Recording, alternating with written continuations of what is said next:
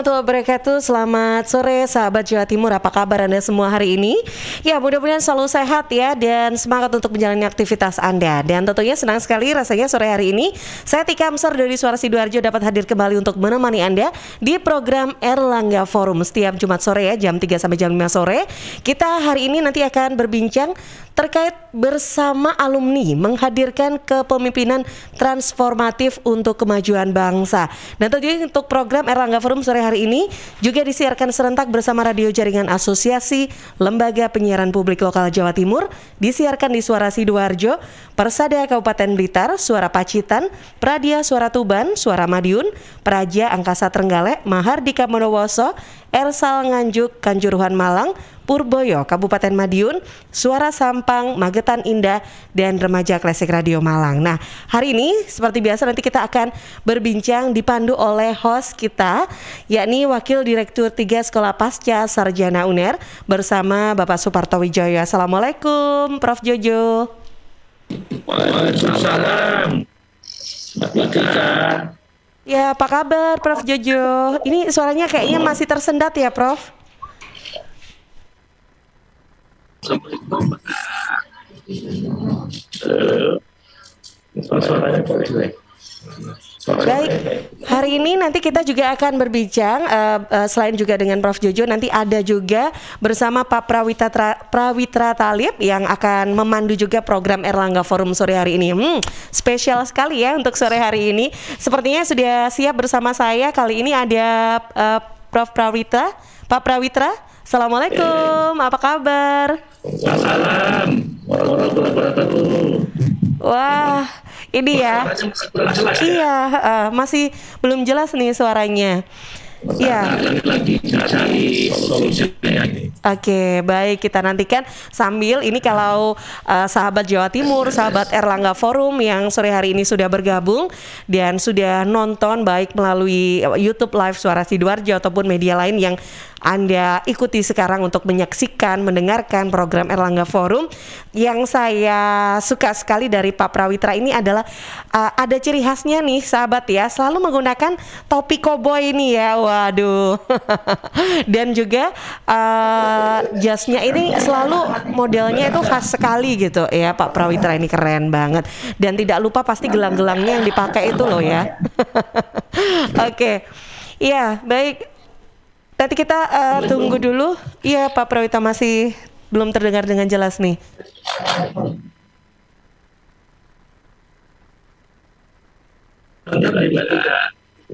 Ya, baik, sambil menunggu jernihnya suara dari narasumber kita ataupun host kita yang sore hari ini nantinya akan bergabung di program Erlangga Forum. Saya akan perkenalkan dulu sahabat, untuk program Erlangga Forum hari ini kita membahas tentang bersama alumni menghadirkan kepemimpinan transformatif untuk kemajuan bangsa.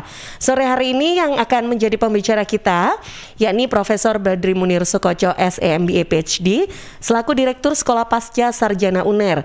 Juga hadir sebagai narasumber kita nantinya ada Dr. Haja Dr. Anda Kartika Hindayanti MMMHP selaku Wakil Bupati Lamongan periode 2016 sampai 2021. Juga hadir nantinya sebagai pembicara kita ada Dr. Rudi Purwono SE MSE selaku Wakil Direktur 1 Sekolah Pasca Sarjana UNER. Juga ada Dr. Haji Asman Abnur SE MSI selaku Ketua Umum Alumni Sekolah Pasca Sarjana UNER. Dan juga ada Profesor Dr. Zainuddin Maliki MSI, anggota DPR RI, dan juga Brigjen Polisi Dr. Juansi Dr. Anda SH M.Hum selaku Lemdiklat Polri. Dan ada yang juga akan hadir bersama kita ada Dr. Haji Muhammad Hasan Ubaidillah MSI, Sekretaris MUI Wilayah Jawa Timur. Baik, kembali kita coba untuk menyapa kembali ada Pak Prawitra. Assalamualaikum Mbak Tika. Waalaikumsalam akhirnya. Alhamdulillah. Ya, apa kabar Pak Prawitra? Sehat ini soalnya suaranya kalah merdu dengan suara Mbak Tika. Oh Masya Allah. Luar biasa. Ada Mbak Atika dan Bu Kartika di sini. Itu dia, beda sedikit. kalah merdu suaranya. Masya Allah, baik-baik. Iya, dan tentunya untuk program sore hari ini silahkan Pak Prawitra, ini kita, kalau tadi saya sudah mengenalkan siapa saja yang akan menjadi narasumber kita, selanjutnya boleh dipandu untuk diskusi kita sore hari ini bersama Pak Prawitra. Silakan Pak. Terima kasih Mbak Tika. Pertama, hadirin dan hadirat, pendengar suara Sidoarjo dan radio PPM lainnya. Di sini Prof Jojo mohon maaf tidak bisa menemani dalam acara siaran ini dikarenakan beliau mendadak ada undangan dari perintah dari Pak Rektor ini. Jadi sehingga amanahnya dibebankan kepada saya di sini untuk mewakili beliau selaku host pada acara sore hari ini. Tidak ada Akar Rotan Pundadi, tidak ada Prof Jojo Prawitra pun jadi. Jadi acara tetap jalan. Oke. Di sini Ya. Mbak Tika, di studio sudah hadir. Di sini ada Ibu Kartika Hidayati. Kemudian di samping saya ada Gus Ubed di sini sudah hadir juga. Ya. Dan sudah bergabung di sini ada Pak Dr. Asman Abnur yang bergabung secara online. Di sini narasumber kita sudah hadir untuk berdiskusi panjang lebar mengenai kepemimpinan transformatif untuk kemajuan bangsa. Karena semuanya adalah alumni Sekolah Pasca Sarjana Universitas Erlangga. Dan alhamdulillah insya Allah kalau alumni Pasca Sarjana Universitas Erlangga itu orang hebat-hebat semua gitu loh. Termasuk yang hadir pada sore hari ini ada Bu Kartika, Pak Dr. Asman Abnur dan Gus Ubed. Ini semua adalah alumni Sekolah Pasca Sarjana. Wah, yang sama-sama luar biasa. mempunyai visi yang transformatif untuk berkontribusi di dalam pembangunan kemajuan bangsa Indonesia, khususnya Provinsi Jawa Timur begitu. Dan kebetulan pula ini radio disiarkan di seluruh Provinsi Jawa Timur begitu. Jadi ya memang sangat tepat untuk sharing experience, sharing knowledge, bagaimana caranya menjadikan mengubah mindset secara progresif untuk menjadi transformatif leadership. Nah, transformatif leader. Karena tidak semua orang bisa memiliki kemampuan untuk mengubah mindset tersebut, tidak saja mengubah mindset dirinya sendiri dan juga mengubah mindset orang lain. Nah, inilah hebatnya. Kalau orang diri sendiri yang diubah menjadi transformatif mungkin hal yang biasa, tapi bagaimana caranya bisa mengubah mindset orang lain juga untuk menjadi transformatif, ini yang harus kita minta. Sharing experience dan sharing knowledge-nya di sini. Izin saya menyapa dulu Bu Kartika. Assalamualaikum. Waalaikumsalam warahmatullahi wabarakatuh. Alhamdulillah. Saya izin menyapa ini Gus Ubed. Assalamualaikum Gus Ubed. Waalaikumsalam warahmatullahi wabarakatuh. Gimana sehat Pak Dokter? Alhamdulillah. Sehat-sehat. Ini luar biasa. Alhamdulillah. Makin keren. Tampilannya makin keren. Pokoknya kalau di samping Gus Ubed itu sehat selalu itu. Nah, di sini sudah bergabung kita. Assalamualaikum Pak Dr. Asman.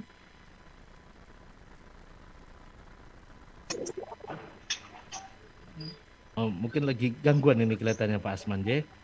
Oke, nanti akan kita sapa lagi ya. Nah, di sini kita kedatangan tamu yang luar biasa, yaitu Ibu Dr. Hajah Dr. Randa Kartika Hidayati MMMHP. Beliau adalah Wakil Bupati Lamongan periode 2016-2021 dan saat ini sebagai Ketua Muslimat Kabupaten Lamongan ya.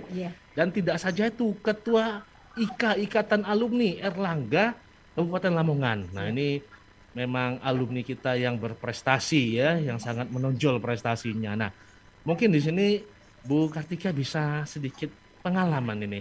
Bagaimana sebagai alumni Universitas Erlangga, khususnya alumni Sekolah Pasca Sarjana, bisa mengembangkan potensi-potensi tidak saja bagi dirinya, namun bagi wilayahnya, bagi alma maternya, dan juga bagi masyarakatnya.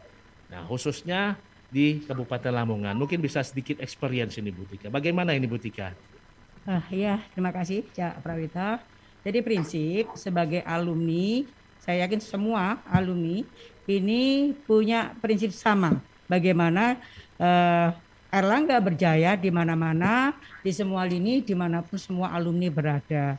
Nah, kebetulan sebelum jadi wakil bupati, saya 3 periode di DPRD Jawa Timur. Sempat menjadi ketua komisi C DPRD Jawa Timur, ketua komisi anggaran.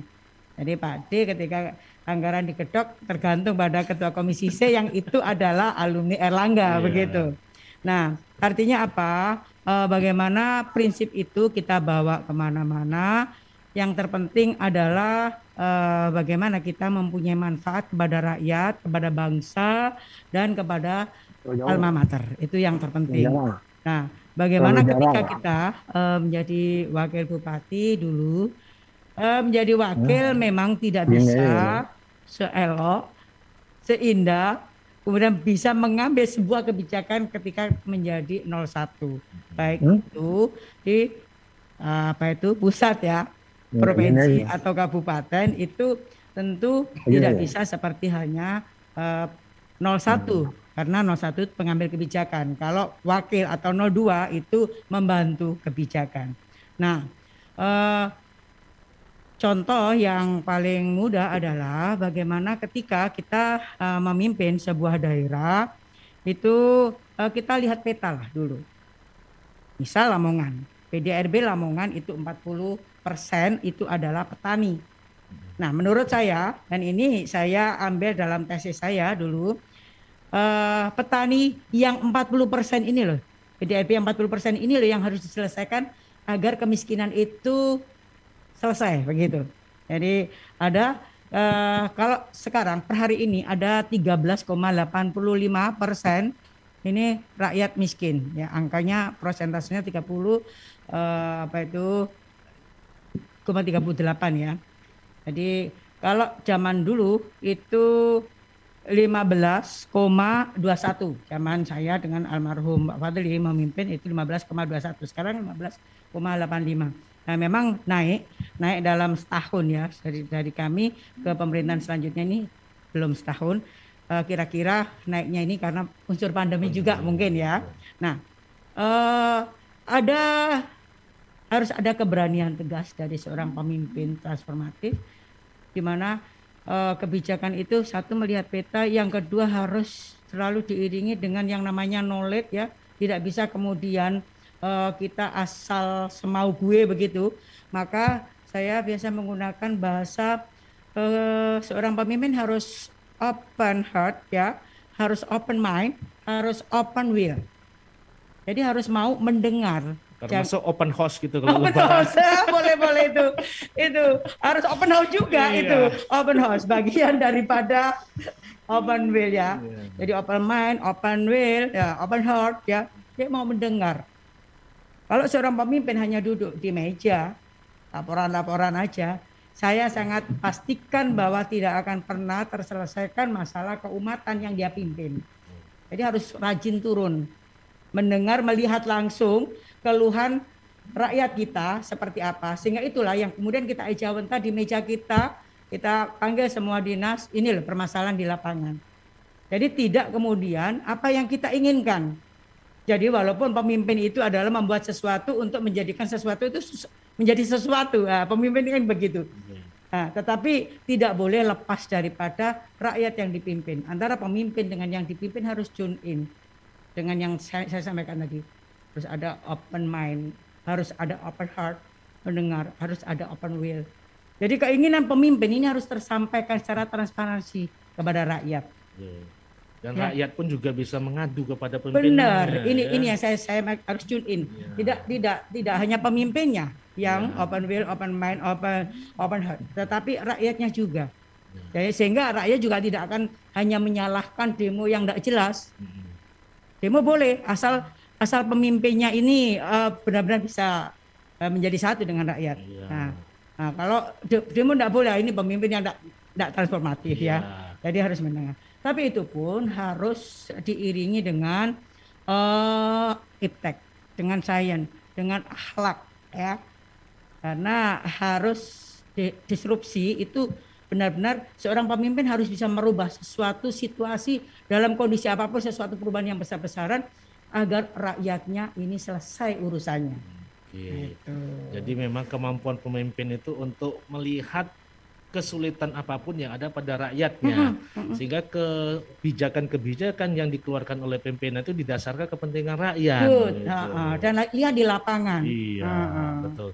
Nah, kalau seperti itu mungkin di sini sudah bergabung dengan kita Pak Dr. Asman Abnur. Assalamualaikum Bapak.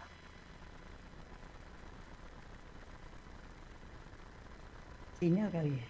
Ya, Assalamualaikum Pak Dr. Asman Abnur. Masih di mute itu Bapak? Iya.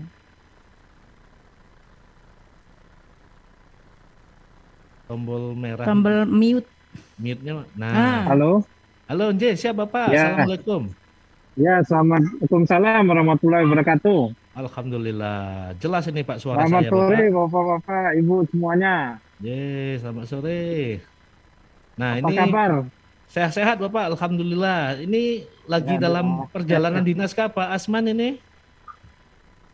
Iya, lagi di luar, Pak. Oh, lagi di luar. Nah, Ini demi Erlangga harus nyambung.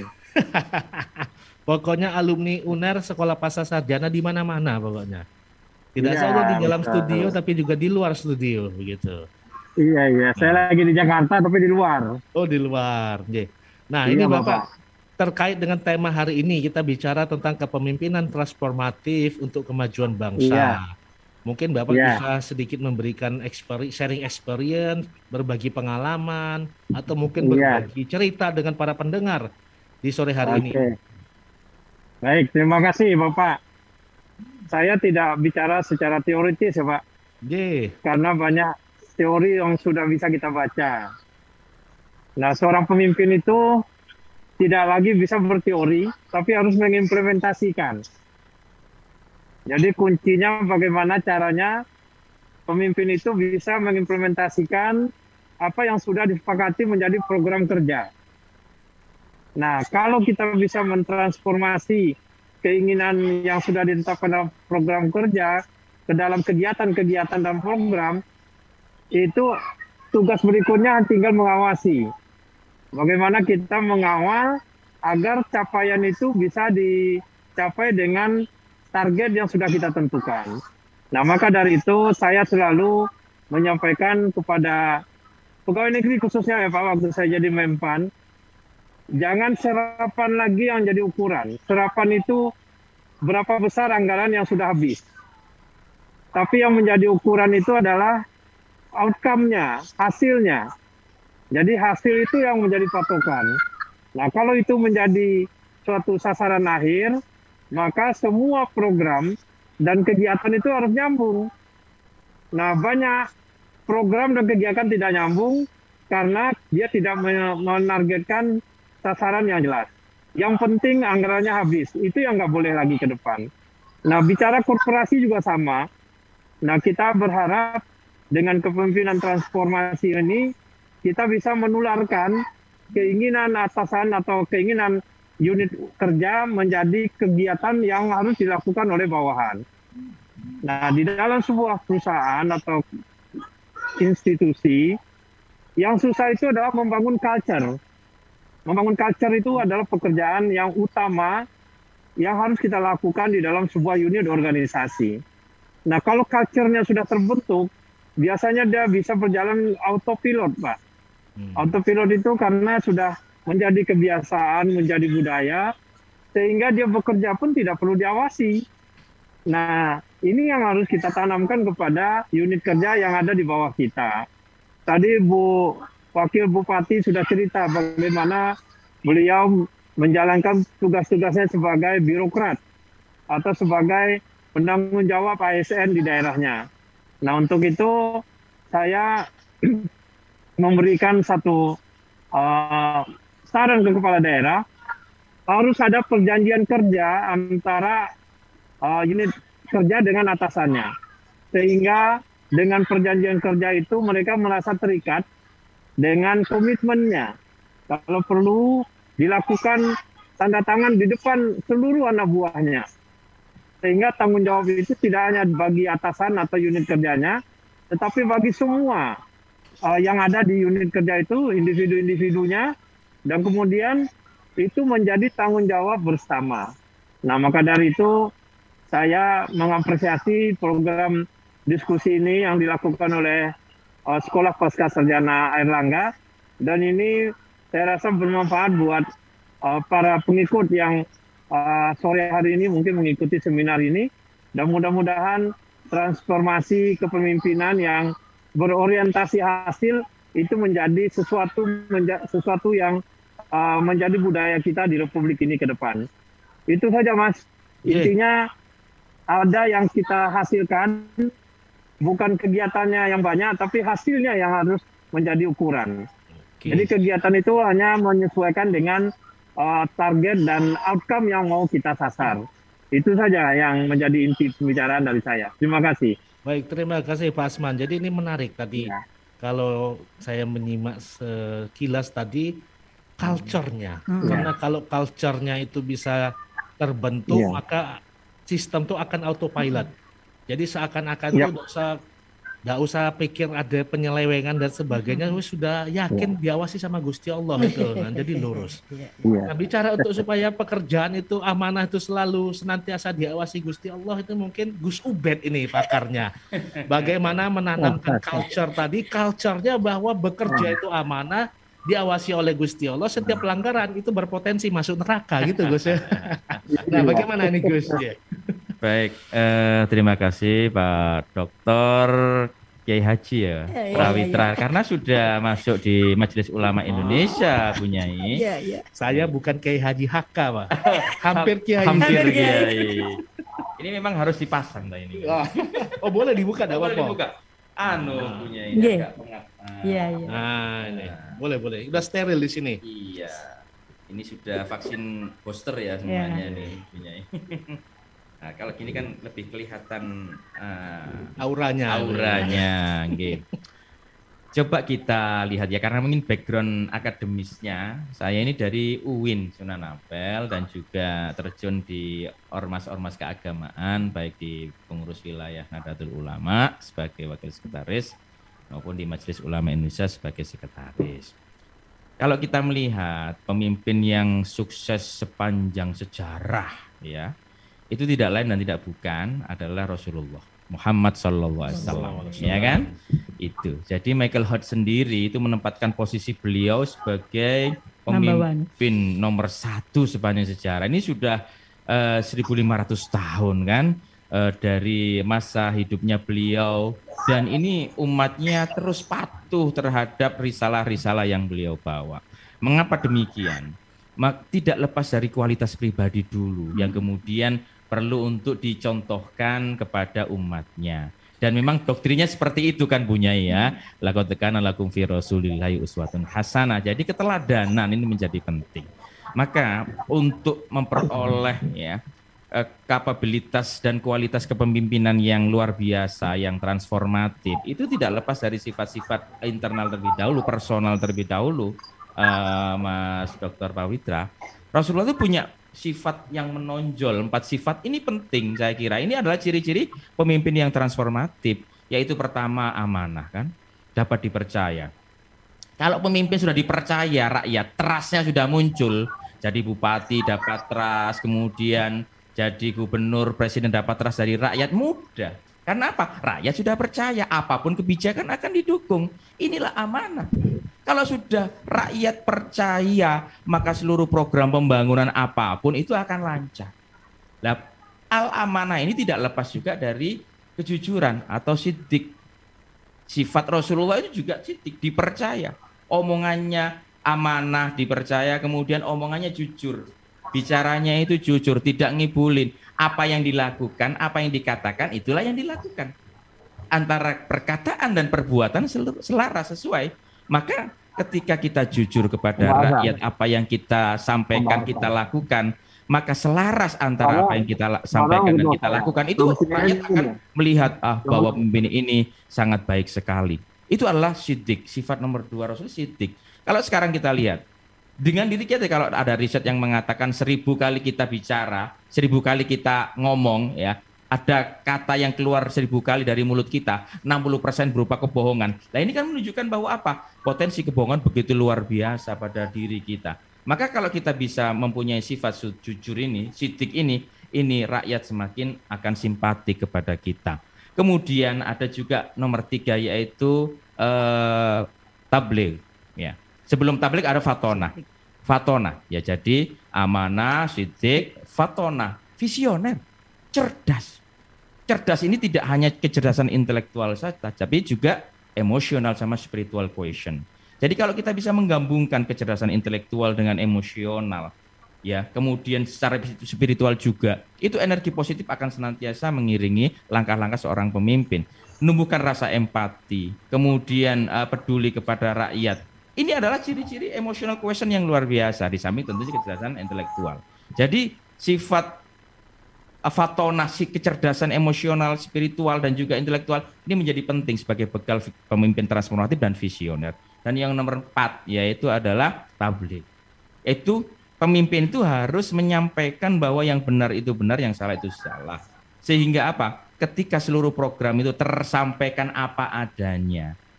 Ya, apa adanya sesuai dengan realitas yang ada, maka apa? Di sini komunikasi akan menjadi lancar. Disinilah kunci keberhasilan seorang pemimpin. Sehingga Rasulullah memimpin dalam rentang waktu yang tidak terlalu lama, sekitar 23 tahun, itu bisa merubah peradaban yang begitu dulu dikatakan jahiliyah menjadi masyarakat madani. Dan itu adalah contoh yang baik yang harus kita lakukan dan harus kita tiru. Maka kalau panjenengan tadi ngomong agar kita itu selalu diawasi oleh Tuhan, oleh Allah Subhanahu wa taala, maka contohlah kepemimpinan ala Rasulullah. Jadi seperti itu kira-kira. Nah, ini Pak Dr. Pawitra. Menarik, berarti Rasulullah itu pada prinsipnya juga dulu sudah menjelma menjadi pemimpin yang transformatif.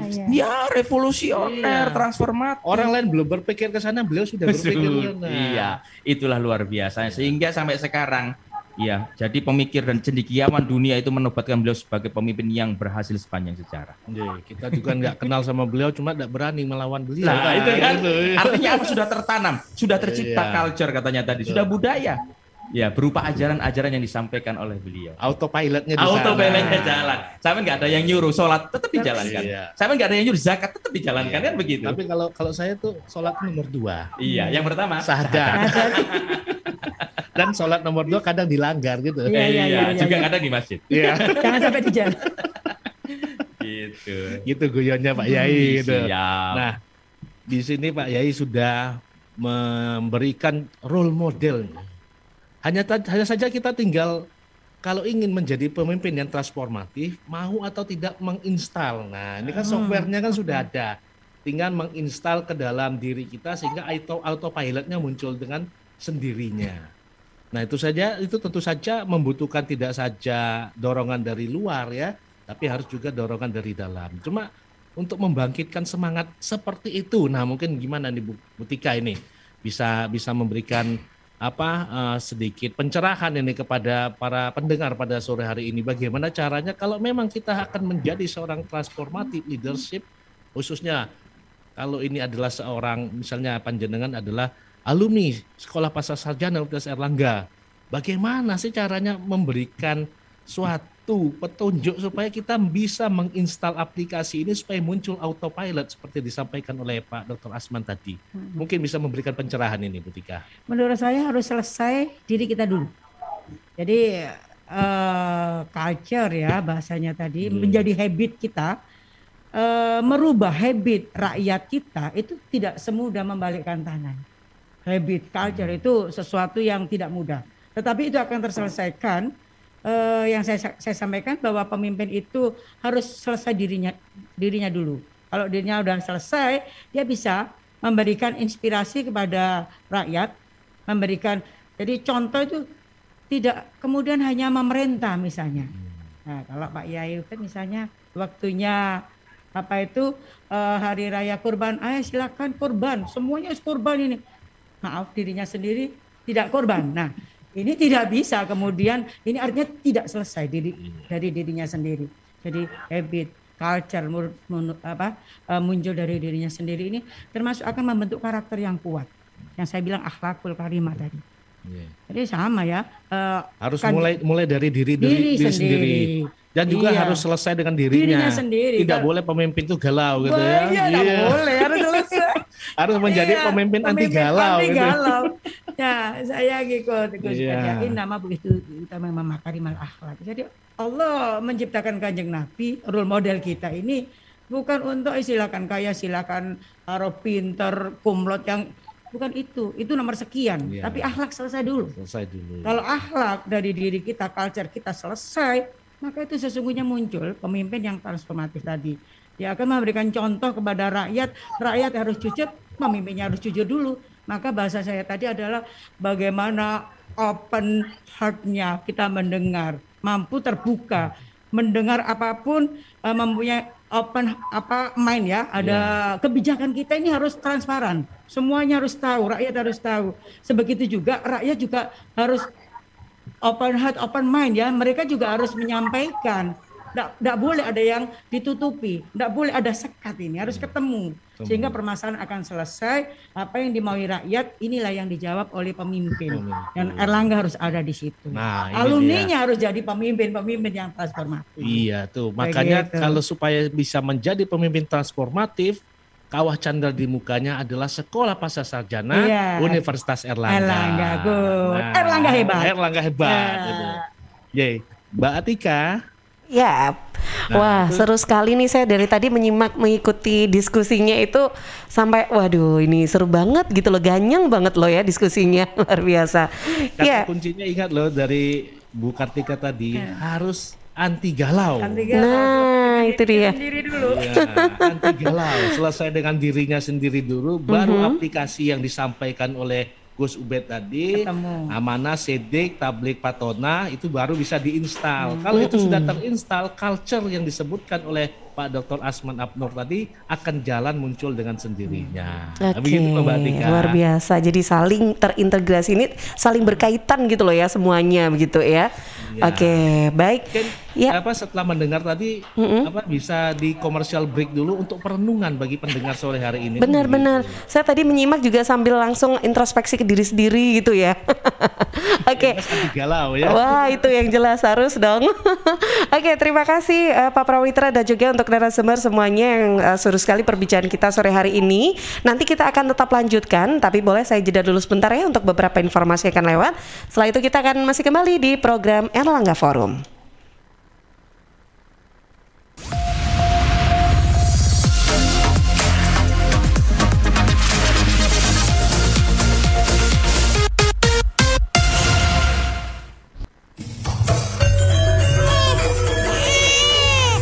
Arek-arek iku rame lapo sih? Mulakno, nek dikandani wong tuwek dirungokno, nek durung siap duwe anak, gak usah rabi. Anake loro, pilek, watuk, ono seseke. Lho, bahaya iku. Ngomong dorong, budal nang bidan. Hati-hati dan waspada ya. Demam, batuk, dan susah nafas bisa jadi itu tanda-tanda pneumonia atau infeksi paru-paru. Penyebabnya bisa virus, bakteri, atau jamur. Mudah menular lewat droplet saat batuk atau bersin. Tapi ini bisa dicegah dengan pemberian imunisasi PCV pada bayi dan anak. Imunisasi PCV selain mencegah pneumonia juga bisa mencegah radang selaput otak atau meningitis dan radang telinga tengah atau otitis media. Imunisasi PCV diberikan pertama pada bayi usia 2 bulan, dilanjutkan pada usia 3 bulan, dan dosis ketiga saat anak usia 12 bulan. Imunisasi PCV bisa didapat di posyandu, bidan, puskesmas, rumah sakit, klinik kesehatan, praktek dokter mandiri, dan layanan kesehatan lain yang menyediakan imunisasi.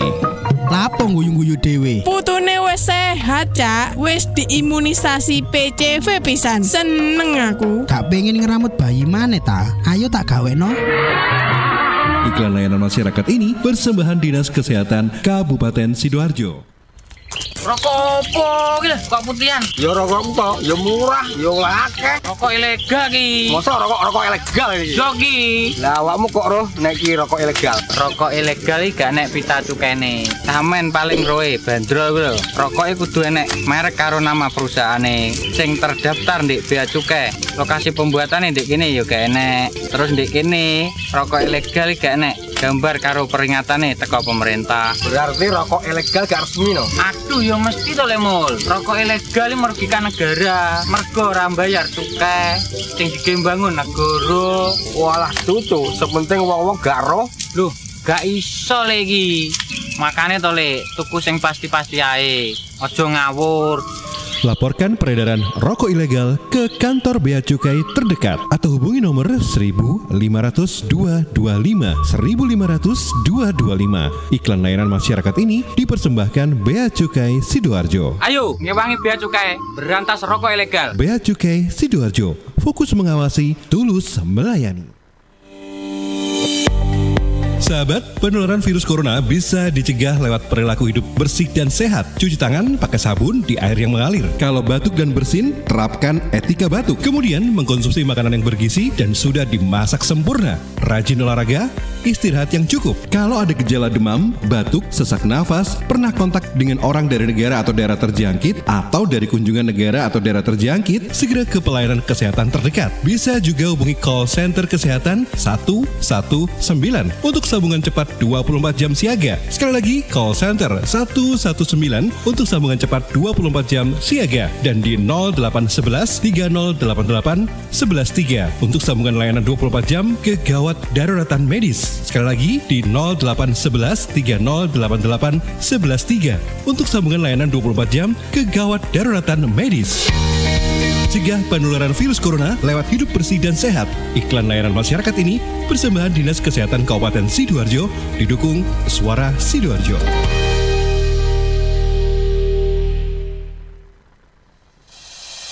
CHEERS Cheers, CHEERS Cheers, CHEERS Cheers, air hidup yang terbaik. Hey, cheers in the house. Cheers, air ber-pH tinggi.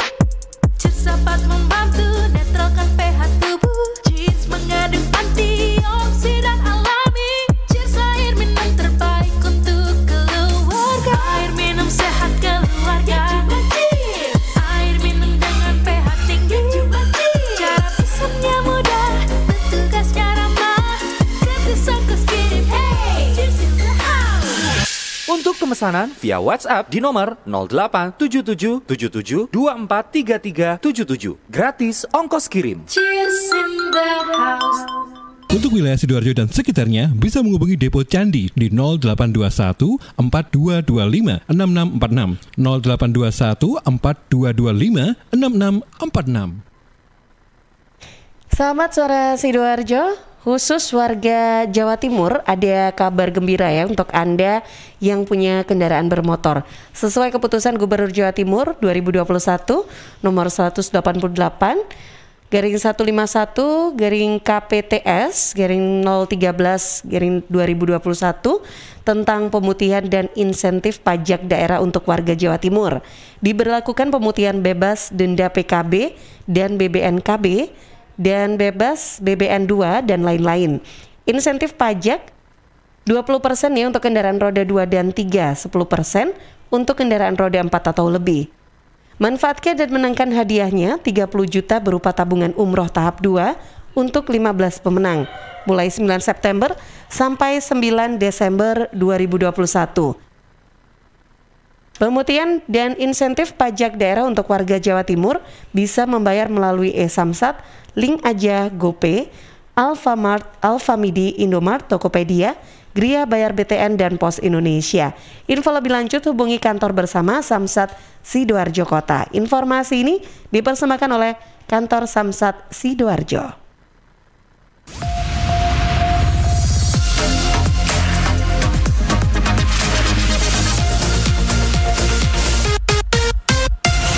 Kita masih di program Erlangga Forum sore hari ini bersama alumni menghadirkan kepemimpinan transformatif untuk kemajuan bangsa. Dan sore ini masih dipandu bersama dengan Pak Prawitra. Silakan Pak, boleh dilanjutkan lagi nih diskusinya Pak. Ya, terima kasih Mbak Atika. Jadi seperti diskusi kita yang terakhir, pemimpin itu harus selesai dengan diri sendiri dan harus anti galau. Artinya apa? Visioner. Tidak saja visioner, juga bisa mendengar, melihat dan mendengar. Melihat, mendengar, mengkomunikasikan. Itu tablik tadi ya, Gus ya. Yeah. Komunikatif gitu kan. Sehingga apa? Satu frekuensi antara rakyat dan pemimpin itu dapat terkoneksi. Nah, bicara mengenai frekuensi antara rakyat dan pemimpinnya. Nah, ini mungkin bagaimana nih menurut Pak Dr. Asman ini? Bagaimana sih caranya menimbulkan frekuensi yang sama antara pemimpin dan yang dipimpin sehingga menggunakan fasilitas yang namanya culture tadi mungkin bisa memberikan pencerahan ini Pak Asman ini di sini. Ya, makasih. Saya kembali menyampaikan bahwa seorang pemimpin itu harus menjadi role model, harus menjadi maskot di sebuah organisasi ataupun daerah. Kalau dia jadi bupati, ya jadi role model bupatinya. Mulai dari perilakunya, mulai dari kegiatannya, mulai dari cara kerjanya, segala macam.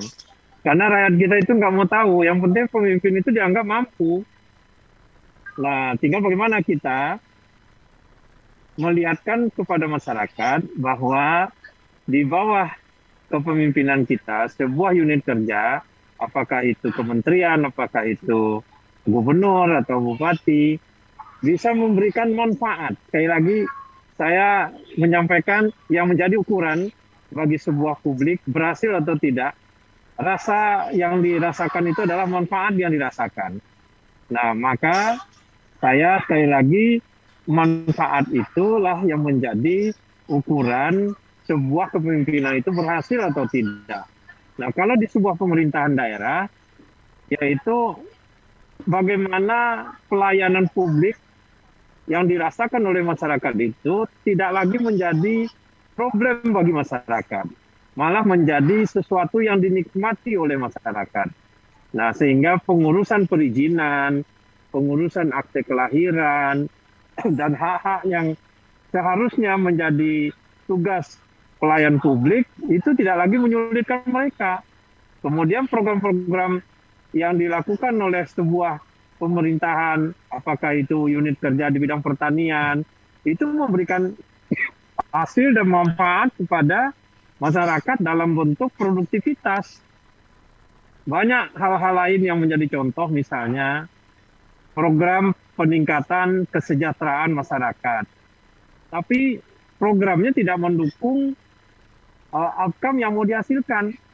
Yang mau dihasilkan kesejahteraan, malah program yang dibikin pembuatan penerangan lampu jalan, nggak ada kaitannya. Nah, disinilah kunci dari seseorang pemimpin, bisa nggak dia menyinkronkan antara outcome yang mau dihasilkan dengan program-program yang akan dia buat. Nah, program itu harus diimplementasikan dengan kegiatan-kegiatan. Nah, kalau di dalam pemerintahan itulah yang dinamakan paket-paket pekerjaan. Jangan paket itu hanya menjadi proyek. Iya, artinya Jangan harus hanya tepat paket itu sasaran, begitu nggih. tepat sasaran dan Iya. manfaatnya itu sesuai dengan apa yang mau dihasilkan. Nah, Jadi sekali lagi itulah kunci dari seorang kepemimpinan, kepemimpinan yang transformatif, memberikan hasil dan manfaat kepada bawahan maupun masyarakat yang ada di sekitarnya. nah Jadi ini dia. kalau Iya. mau berhasil ya begitu, Mas, kira-kira. Baik. Ya. Terima kasih Pak Saya Asman. sekali lagi saya mohon maaf karena Oke. jam 4 saya ada meeting lain. Oh, siap. Jadi saya memberi apresiasi kembali kepada Erlangga bahwa kegiatan seminar ini harus menjadi budaya di sekolah pasca sarjana, sehingga nanti orang tidak lagi pergi kuliah seperti biasa, tapi mendengar diskusi begini aja sudah cukup kuliahnya. Nah. Terima kasih, Mas. Terima kasih Pak Dr. Asman Abnur. Jadi supaya orang-orang yang kuliah itu tidak menjadi kupu-kupu. Kuliah pulang, Iya. kuliah pulang gitu. Kupu-kupu kuliah pulang kan gitu. Walaupun sejak online ini tidak ada kupu-kupu lagi karena kuliahnya dari rumah masing-masing kan begitu. Tapi kalau nggak ada kupu-kupu jangan jadi kambing. Kenapa depan laptop 2 tahun kambing pun jadi sarjana, itu juga tidak baik gitu ya. Terima kasih Pak Dr. Asman Abnur atas waktunya. Ya. Semoga dilancarkan Ya. segala urusannya nggih. Ya, terima kasih. Terima kasih. Baik, nah ini menarik tadi Pak Gus Ubed ini. Jadi harus menjadi role model ya. Menjadi role model ini kan tentu bukan perkara gampang ya, bukan Tika ya. Kalau menurut saya, ini tolong dikoreksi kalau saya salah gitu kan. Untuk menjadi role model itu kita harus memperbaiki diri sendiri. Nah, kuncinya untuk memperbaiki diri sendiri kita harus pandai-pandai dan sering bermuhasabah dengan diri sendiri juga. Nah, tentu saja kalau ahli bermuhasabah ini Gus Ubed ahlinya. Nah, ini mungkin gimana Gus ini supaya jangan salah bermuhasabah begitu. Harapannya menjadi role model, ternyata role model bagi kita belum tentu menjadi baik menjadi orang lain. Harapannya kita menjadi role model yang baik, tapi orang lain melihat kita itu role model yang salah gitu.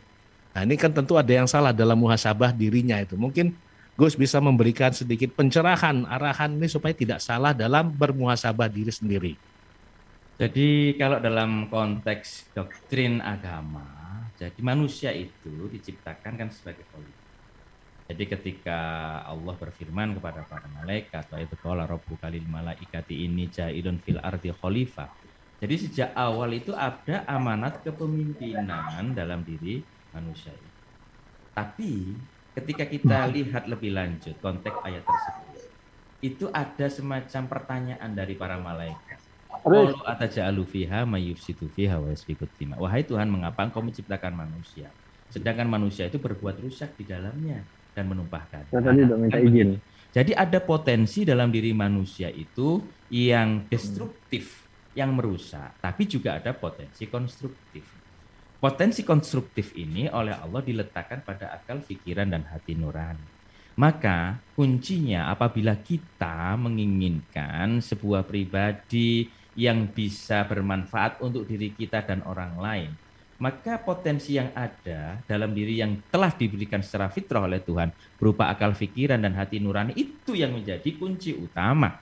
Menjadi seorang role model, ya, muhasabah, ini menjadi penting. Karena apa? Karena secara fitrah itu manusia itu bisa menilai melalui akal sehatnya dan hati nuraninya apakah yang dilakukan ini benar atau salah. Itu secara fitrah manusia bisa menilai. Maka muhasabah di sini penting untuk setiap hari dilakukan. Jadi tidak hanya pada kasus-kasus tertentu saja. Jadi muhasabah itu terus senantiasa dilakukan agar kita itu bisa senantiasa memperbaiki diri setiap hari. Tidak setiap momen-momen tertentu saja. Di sini kemudian pentingnya seorang pemimpin yang transformatif, yang visioner, itu memanfaatkan akal pikirannya secara cermat dan secara proporsional, juga hati nuraninya harus berimbang dengan pikirannya. Dengan demikian, maka apa yang diucapkan itulah yang dilakukan, sehingga namanya uswatun hasanah, keteladanan itu bisa dilihat sehingga dia bisa menjadi nur model. Jadi muhasabah itu dilakukan every day ya, setiap hari. Setiap saat, setiap saat gitu. Bahkan setiap sholat 5 waktu pun kalau perlu kita bermuhasabah. Iya. Nah, jadi kalau begini, contoh sekarang ini, kalau kita mau muhasabah hari ini aja apa yang kita lakukan, kira-kira lebih banyak mana kebaikan dan keburukan yang kita lakukan. Nah, kita bisa menimbang. Tentu alat ukurnya adalah akal pikiran hati nurani. Sehingga ketika kita senantiasa itu merenungkan apa yang hendak kita lakukan dan akibatnya seperti apa, maka kita tidak ceroboh. Kita tidak akan ceroboh. Nah, tadi menarik yang gue sampaikan tadi, ada sifat konstruktif dan destruktif. Betul. Ini mirip seperti pisau ya. Pisau itu kalau dibawa di dapur kan untuk motong, masak. Iya. Nah, ada konstruksi masakan yang muncul. Iya. Tapi kalau dibawa ke sekolahan atau dibawa ke supermarket, nah itu ada potensi destruktif untuk ngerampok kan di sana. Betul sekali. Jadi bukan salah pisaunya, tapi salah bagaimana menggunakan pisau tadi. Betul. Bukan salah manusianya, tapi bagaimana akal tadi dan dimanfaatkan. Betul sekali. Sehingga ketika kita itu memanfaatkan akal yang telah diberikan kepada kita secara maksimal dan hati nurani sebagai tolak ukurnya dan juga jadi sebagai pengendalinya, maka hidup manusia itu akan sesuai dengan dan selaras dengan fitrah manusia itu sendiri sebagai makhluk yang cenderung untuk berbuat konstruktif. Tapi ketika akal pikiran sudah tertutup oleh nafsu, nah ini yang kemudian potensi destruktifnya keluar. Disinilah yang membedakan antara manusia dengan makhluk Allah yang lain termasuk hewan. Makanya dalam Al-Quran dijelaskan ulaika kal an'am bal hum adol. Mereka yang tidak menggunakan akal pikiran dan hati nurani bagikan hewan. Bahkan perbuatannya bisa lebih hina daripada hewan. Karena tidak punya akal pikiran sudah.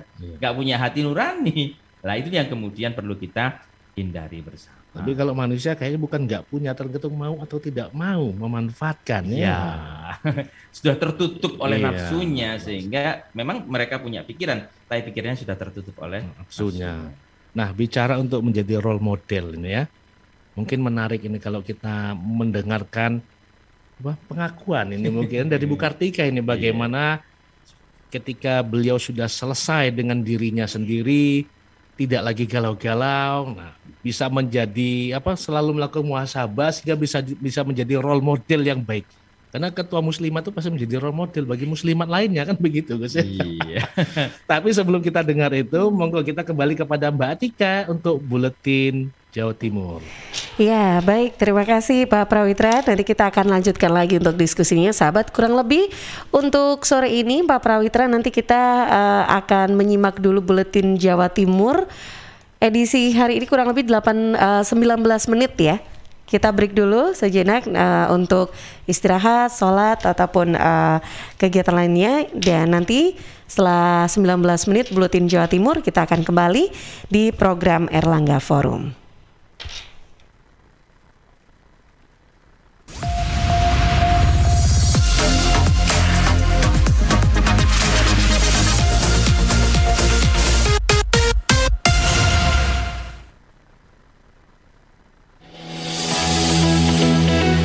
Rangkuman informasi pilihan dari berbagai kabupaten dan kota di Jawa Timur segera hadir dalam Buletin Jawa Timur. Buletin Jawa Timur.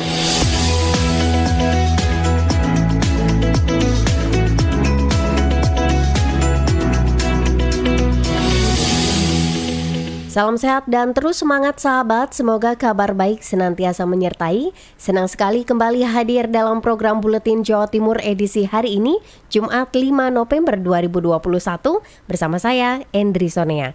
Kita awali informasi pertama dari Suara Sidoarjo. Gerak cepat, warga terdampak puting langsung dapat bantuan dari Pemkab Sidoarjo. Ilham Dianta, silahkan. Respon cepat dilakukan pemerintah Kabupaten Sidoarjo pada korban bencana hujan deras dan angin puting beliung. Subandi, Wakil Bupati Sidoarjo terjun ke lokasi di 5 desa di Kecamatan Wonoayu, Sidoarjo. Bantuan sosial berupa sembako ini diberikan kepada sekitar 150 orang terdampak dan secara simbolis disalurkan ke Balai Desa Mulyoda di Wonoayu, Sidoarjo. Saya melihat kondisi di lapangan, apakah sudah dilakukan atau belum? Ya, apa sudah dilakukan atau belum? Terkait piranti, mulai asbes, mulai bantuan yang lain, dan bantuan sosial yang lainnya kepada dampak yang kena puting beliung. Tadi saya mengucapkan alhamdulillah kepada Pak Kapolres, tadi pagi juga berkunjung, kepada Pak Camat, ya, kepada dinas terkait, ya, yang menangani terkait masalah ini. Mengingat saat ini mulai turun hujan, Wabub Subandi mengendaki agar perbaikan rumah yang rusak dilakukan secepat mungkin supaya tidak bertambah parah. Ilham Dianta, Suara Sidoarjo. Berikutnya Yuli Sulistiorini, Suara Pasuruan mengabarkan Forum Kadiskominfo Kabupaten Kota se-Indonesia gelar Rakernas. Forum Komunikasi Kadiskominfo Kabupaten atau Kota seluruh Indonesia, Forkasi, menggelar Rapat Kerja Nasional Rakernas. Rakernas digelar di Hotel Metro Park View, Kota Semarang, Kamis pagi dan dibuka langsung oleh Ganjar Pranowo, Gubernur Jawa Tengah. Hari Suparto Tome, Ketua Forkasi, kepada Emil Akbar, Tim Liputan Diskominfo bilang, digelarnya Rakernas Forkasi untuk menyamakan visi misi sekaligus persepsi dalam menjalankan program percepatan di bidang komunikasi dan informasi. Utamanya program Smart City yang seharusnya dilakukan secara bersama-sama antara pemerintah, stakeholder, dan seluruh komponen masyarakat. Kehadiran forum ini menjadi penting buat kami untuk mewujudkan kembali harmonisasi tersebut dalam dunia digital seperti ini. Menghadirkan transformasi digital dengan berjalan sendiri-sendiri akan melahirkan narasumber. Maka transformasi digital yang diinginkan oleh pemerintah pusat, diinginkan oleh Presiden Republik Indonesia itu bisa dilakukan jika dilakukan bersama dengan kolaborasi sehingga kita bisa melahirkan dan memainkan orkestrasi digital yang nada dan suaranya enak untuk kita dengar secara bersama.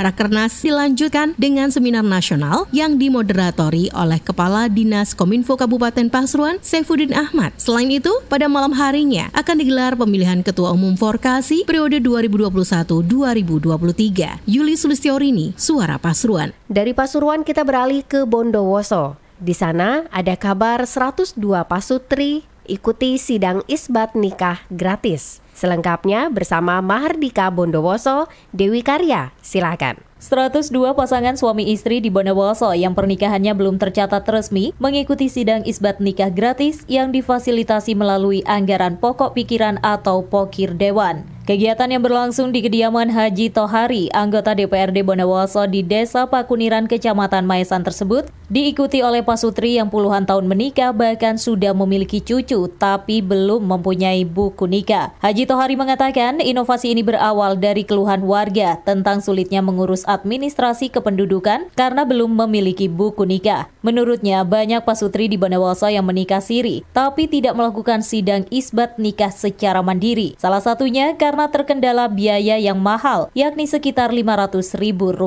Kegiatan yang digagas oleh anggota DPRD Bondowoso ini juga bekerja sama dengan Pengadilan Agama, Kementerian Agama, dan Dispenduk Capil, sehingga dalam kesempatan tersebut warga tidak hanya mendapat buku nikah gratis, tapi juga mendapat KTP dan KK gratis bagi yang belum memiliki. Keluhan dari masyarakat tentang pembuatan administrasi kependudukan, terutama akte kelahiran anak.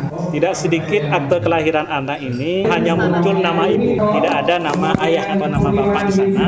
Itu ternyata karena si orang tua tidak melaksanakan pernikahan di KUA. Kalau bahasa di Bondowoso siri. Sehingga kalau mereka ingin dicatatkan pernikahannya, maka harus ada isbat nikah di Pengadilan Agama. Dewi Karya, LPPL Mahardika, Bondowoso. Lanjut Ersal FM Nganjuk, Agustin Merdekawati bawa kabar Pemkab Nganjuk terima opini WTP 5 kali beruntun. Hebat, satu kata yang tepat disandang untuk pemerintah Kabupaten Nganjuk karena Pemkab Nganjuk kembali berhasil meraih penghargaan opini wajar tanpa pengecualian atau WTP. Dan tidak tanggung-tanggung, WTP kali ini adalah yang kelima kali secara berurutan. Di tahun 2021, penyerahan WTP diselenggarakan di Hotel Kokon, Kabupaten Banyuwangi pada hari Jumat, 20 Oktober 2021. Sedang yang menyerahkan yakni Gubernur Jawa Timur Khofifah Indar Parawangsa kepada PLT Bupati Nganjuk, Dr. Andes Haji Marhen Jumadi, SESHMM MBA. Usai penerimaan penghargaan, Kang Marhen menegaskan kembali komitmen Pemkab Nganjuk dalam penyusunan laporan keuangan pemerintah daerah yang transparan dan akuntabel. WTP tersebut adalah bukti dari konsistensi. Yang terpenting yakni penghargaan opini WTP sebagai transparansi keuangan yang dikelola baik benar-benar bermanfaat untuk masyarakat Nganjuk. Kang Marhen juga menyampaikan rasa terima kasih kepada seluruh elemen di Kabupaten Nganjuk atas raihan prestasi tersebut. Agustin Merdekawati, Suara Anjuk Ladang Nganjuk. Suara Ngawi, Renata Surya. Kapolres Ngawi apresiasi anggota berprestasi dalam sosialisasi Kamtibmas melalui media wayang kulit. Kepala Kepolisian Resor Ngawi pada Senin 1 Oktober 2021 kemarin memberikan penghargaan kepada Aibda Setiawan BKTM Desa Soco, Polsek Jogorogo. Penghargaan tersebut diberikan Polres Ngawi atas prestasi Aibda Setiawan dalam menyampaikan sosialisasi dan imbauan keamanan dan ketertiban masyarakat melalui media wayang kulit. Pemberian piagam penghargaan dan uang pembinaan disampaikan langsung oleh Kapolres Ngawi di kediaman Aibda Setiawan di Desa Gedung Putri, Kecamatan Paron, Kabupaten Ngawi. Sementara itu, Iwayan Winaya, Kapolres Ngawi mengatakan pemberian piagam penghargaan dan uang pembinaan kepada Aibda Setiawan yang mana dalam dunia pewayangan dikenal sebagai Dalang Ki Setiawan Hadi Carita atas prestasinya menyampaikan himbauan Kamtibmas melalui media wayang kulit. Lebih lanjut, Iwayan Winaya berharap semoga yang dilakukan Aibda Setiawan dapat memberikan suatu kemajuan bagi organisasi Polri serta dapat mencapai Harkam Tipmas seperti yang diharapkan dan dicita-citakan. Renata Surya, Suara Ngawi. Suara Lumajang, Bobi Wijayanto. 12 jenis anggrek hybrid didaftarkan di lembaga internasional. Indah Amperawati, Wakil Bupati Lumajang, menerima audiensi dari Perhimpunan Anggrek Indonesia PAI Lumajang di ruang kerja Wakil Bupati Lumajang. Bunda Indah, sapaan akrab Wakil Bupati Lumajang, menyampaikan bahwa saat ini ia telah mempersiapkan greenhouse anggrek di bumi perkemahan Glaga Arum sebagai salah satu sarana edukasi jenis dan spesies anggrek endemik Semeru. Ia juga mendukung kegiatan yang dilakukan PAI Lumajang untuk membudidayakan anggrek, utamanya untuk endemik Semeru. Di kesempatan itu, Bunda Indah juga memberikan nama untuk salah satu jenis anggrek hybrid hasil persilangan Burana White dengan Stratiotes yang kemudian diberi nama anggrek Lumajang eksotik. Sementara Eko YP Ketua PAI Lumajang menyampaikan terdapat 12 jenis anggrek hybrid hasil persilangan yang telah didaftarkan PAI Lumajang pada Lembaga Paten Internasional yang berpusat di Inggris. Beberapa nama di antaranya Pesona Lumajang, Lumajang Unik, dan Mini Lumajang. Bobi Wijayanto, Suara Lumajang FM, mengabarkan. Alvin Lutfi, Persada FM.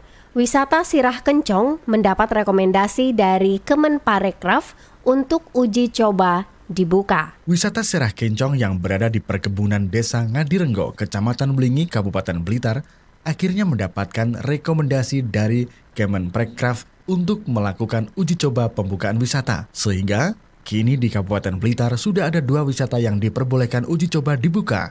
Satu lainnya adalah wisata Kampung Coklat. Kepala Bidang Pembangunan Destinasi Wisata dan Usaha Pariwisata di Sparbudpora Kabupaten Blitar, Arinal Huda mengatakan, surat resmi rekomendasi uji coba pembukaan wisata Sirah Kencong sudah turun pada 26 Oktober 2021. Namun kemungkinan besar wisata baru dibuka kembali akhir pekan, mengingat juga membutuhkan persiapan. Huda menjelaskan beberapa waktu lalu telah melaporkan bahwa pengelola destinasi wisata di Kabupaten Blitar sudah mencukupi persyaratan untuk membuka wisata di level 3. Di antaranya aplikasi Peduli Lindungi dan sertifikat dari Kemenparekraf. Kini, wisata lainnya juga sedang menunggu rekomendasi dari Kemenparekraf untuk uji coba dibuka. Beberapa waktu yang lalu, pengelola destinasi wisata di Kabupaten Blitar itu kan sudah mencukupi persyaratan untuk buka wisata di level 3. Di antaranya aplikasi Peduli Lindungi dan sertifikat CHSE dari Kemenparekraf. Huda menambahkan selain sudah memenuhi persyaratan dasar untuk uji coba pembukaan wisata, yaitu sertifikat dan aplikasi Peduli Lindungi, diyakini ada faktor lain dari Kemenparekraf untuk memberikan rekomendasi kepada wisata Sirah Kencong. Menurutnya, wisata alam terbuka kemungkinan besar pertimbangan pemberian rekomendasi sebab lebih safe dan lebih aman. Alvin Lutfi, Persada FM Blitar. Di Suara Madiun ada rekan saya Amanda mengabarkan Dinas Pendidikan gelar LCC tingkat SMP se-Kota Madiun. Final Lomba Cerdas Cermat atau LCC tingkat SMP sukses digelar secara langsung di Kota Madiun. Berlokasi di SMP Negeri 14 Kota Madiun, LCC diikuti oleh 6 kelompok sekolah yang berhasil masuk final, yakni SMP Negeri 1, SMP Negeri 2, SMP Negeri 3, SMP Negeri 4, 12, dan 13 Kota Madiun. Hasilnya, SMP Negeri 1 Madiun keluar sebagai juara. Kepala Dinas Pendidikan Kota Madiun, Lismawati menuturkan, LCC tahun ini pertama kali digelar secara langsung sejak pandemi COVID-19 melanda Kota Madiun.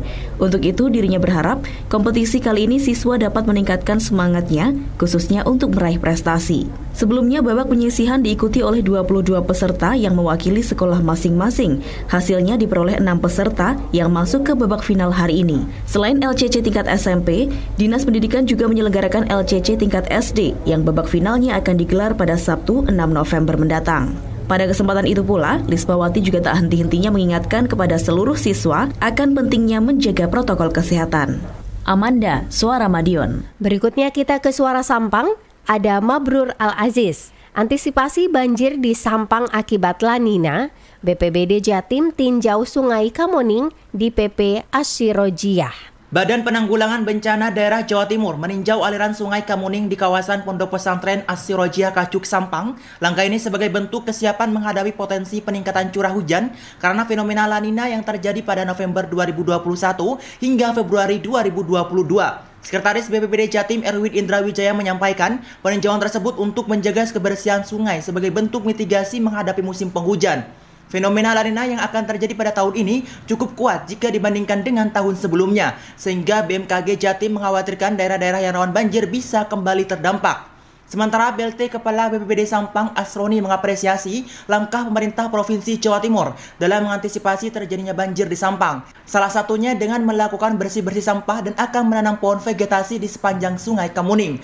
Dengan rencana itu, pihaknya berharap nantinya Pemprov Jatim bersama pemerintah daerah Kabupaten Sampang terus melakukan upaya nyata sehingga bencana banjir dan lainnya di Sampang bisa diantisipasi sedini mungkin. Dari Suara Sampang, Mabrur Al-Aziz. Suara Kota Probolinggo, Dewanta Pramayoga. Papua. Pemkot Probolinggo beri bonus ratusan juta untuk 2 atlet prestasi di PON Papua. Nama Rindi Sufrianto sudah tidak asing lagi di telinga warga kota Probolinggo.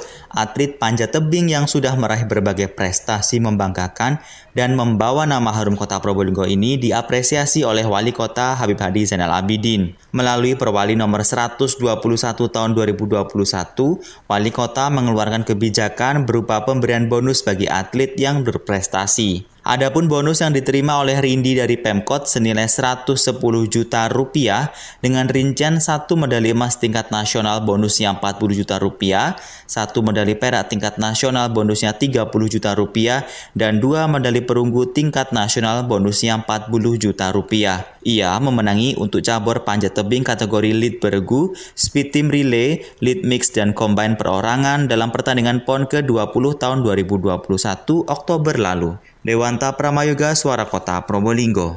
Pemkab Gresik berikan reward untuk para atlet Gresik yang berjuang di PON 20 Papua. Informasi selengkapnya ada rekan saya Isyatun Hania, Suara Gresik. Sahabat, Pemkab Gresik melalui Dinas Kepemudaan dan Olahraga Gresik dan KONI berikan reward kepada para atlet yang mengikuti ajang PON ke-20 di Papua. Bertempat di Stadion Gelora Joko Samudro, Kamis 3 November 2021, acara ini dihadiri langsung oleh Fandi Ahmad Yani Bupati Gresik, didampingi oleh Sekda Gresik, Forkopimda, dan jajaran lainnya. Dalam acara tersebut bukan hanya atlet saja, tetapi reward juga diberikan kepada para atlet, mekanik, dan pendamping atlet saat PON berlangsung. Selain itu, Bupati Gresik juga sampaikan bahwa Gresik berhasil menyumbang 27% medali untuk Jawa Timur. Gresik menyumbangkan medali ke Jawa Timur, ada 13 medali emas dan 10 perak, serta 7 perunggu yang sudah disumbangsi dari atlet-atlet Kabupaten Gresik. Ini menandakan Gresik gudangnya atlet dan tentunya para pelatih hebat dan ofisial yang sangat kompak. Mungkin tahun ini Gresik masih di peringkat 7 di KONI di Jawa Timur. Mudah-mudahan kita terus mendorong tahun depan Gresik sudah masuk 5 besar. Karena kami lihat, kami sangat optimis melihat semangat dari atlet dan para ofisial yang terus mendukung pemerintah Kabupaten Gresik, dan tentunya KONI optimis Gresik ke depan semakin baik. Saya Syatun Hania dari Suara Gresik melaporkan untuk Buletin Jawa Timur. Dan informasi penutup kita dengarkan kabar dari Afik Rahadian tentang vaksinasi COVID-19 untuk anak usia 6-11 tahun di Kota Blitar masih menunggu SE Kemenkes. Mardika FM, silakan. Dinas Kesehatan Kota Blitar tengah menyiapkan rencana vaksinasi untuk anak 6-11 tahun di Kota Blitar. Hal ini menindaklanjuti instruksi pusat yang mengizinkan vaksin untuk anak-anak. Dharma Setiawan, PLT Kepala Dinas Kesehatan Kota Blitar, dikonfirmasi di ruang kerjanya Rabu 3 November 2021 mengatakan tengah menjalin koordinasi lebih lanjut dengan Dinas Kesehatan Provinsi Jawa Timur sebab informasi sudah disampaikan ke daerah. Selain itu pihaknya juga masih menunggu surat edaran SE Kementerian Kesehatan tentang mekanisme vaksinasi anak. Meski begitu, Dharma mengaku sudah menyiapkan beberapa metode untuk vaksinasi anak 6-11 tahun. Di antaranya melakukan vaksinasi COVID-19 ke sekolah-sekolah dan didesain seperti bulan imunisasi anak sekolah BIAS. Dalam pelaksanaannya, dinas setempat juga akan menggandeng kader posyandu anak untuk pelaksanaan dan edukasi vaksinasi anak. Proses untuk menyiapkan vaksinasi untuk anak-anak usia 6-11 tahun dengan memakai platform Sinovac juga, kita masih koordinasi dengan provinsi dan pusat di mana informasi sudah disebarluaskan, tapi kita masih menunggu surat edaran dari Kementerian Kesehatan untuk mekanisme manajemen daripada kegiatan vaksinasi untuk anak-anak ini. Dharma menambahkan sesuai rekomendasi Badan Pengawasan Obat dan Makanan BPOM, nantinya anak usia 6-11 tahun menerima vaksin jenis Sinovac. Vaksin juga disuntikan 2 dosis dengan jarak waktu 28 hari. Afik Rahardian, Mahardika FM. Itu tadi sahabat rangkuman Buletin Jawa Timur hari ini. Izinkan saya, Endri Sonea dan segenap kru yang bertugas pamit undur diri. Terima kasih dan sampai jumpa. Rangkuman informasi pilihan dari berbagai kabupaten dan kota di Jawa Timur baru saja sahabat dengarkan dalam Buletin Jawa Timur. Buletin Jawa Timur. Buletin Jawa Timur bisa sahabat dengarkan Senin sampai Jumat jam 8 pagi dan 4 sore disiarkan serentak di Lembaga Penyiaran Publik Lokal Suara Sidoarjo, Persada Kabupaten Blitar, Mardika Kota Blitar, Ralita Pamekasan, Suara Sampang, Suara Kota Probolinggo, Suara Lumajang, Suara Pasuruan, Blambangan Banyuwangi, Wika Mojokerto, Suara Gresik, Pradia, Suara Tuban, Malawapati Bojonegoro, Ersal Nganjuk, Suara Madiun, Suara Ngawi, Suara Pacitan, Mardika Bondowoso, Praja Angkasa Trenggalek, Magetan Indah, dan RGR Tulungagung. Persembahan dari Asosiasi Lembaga Penyiaran Publik Lokal Jawa Timur.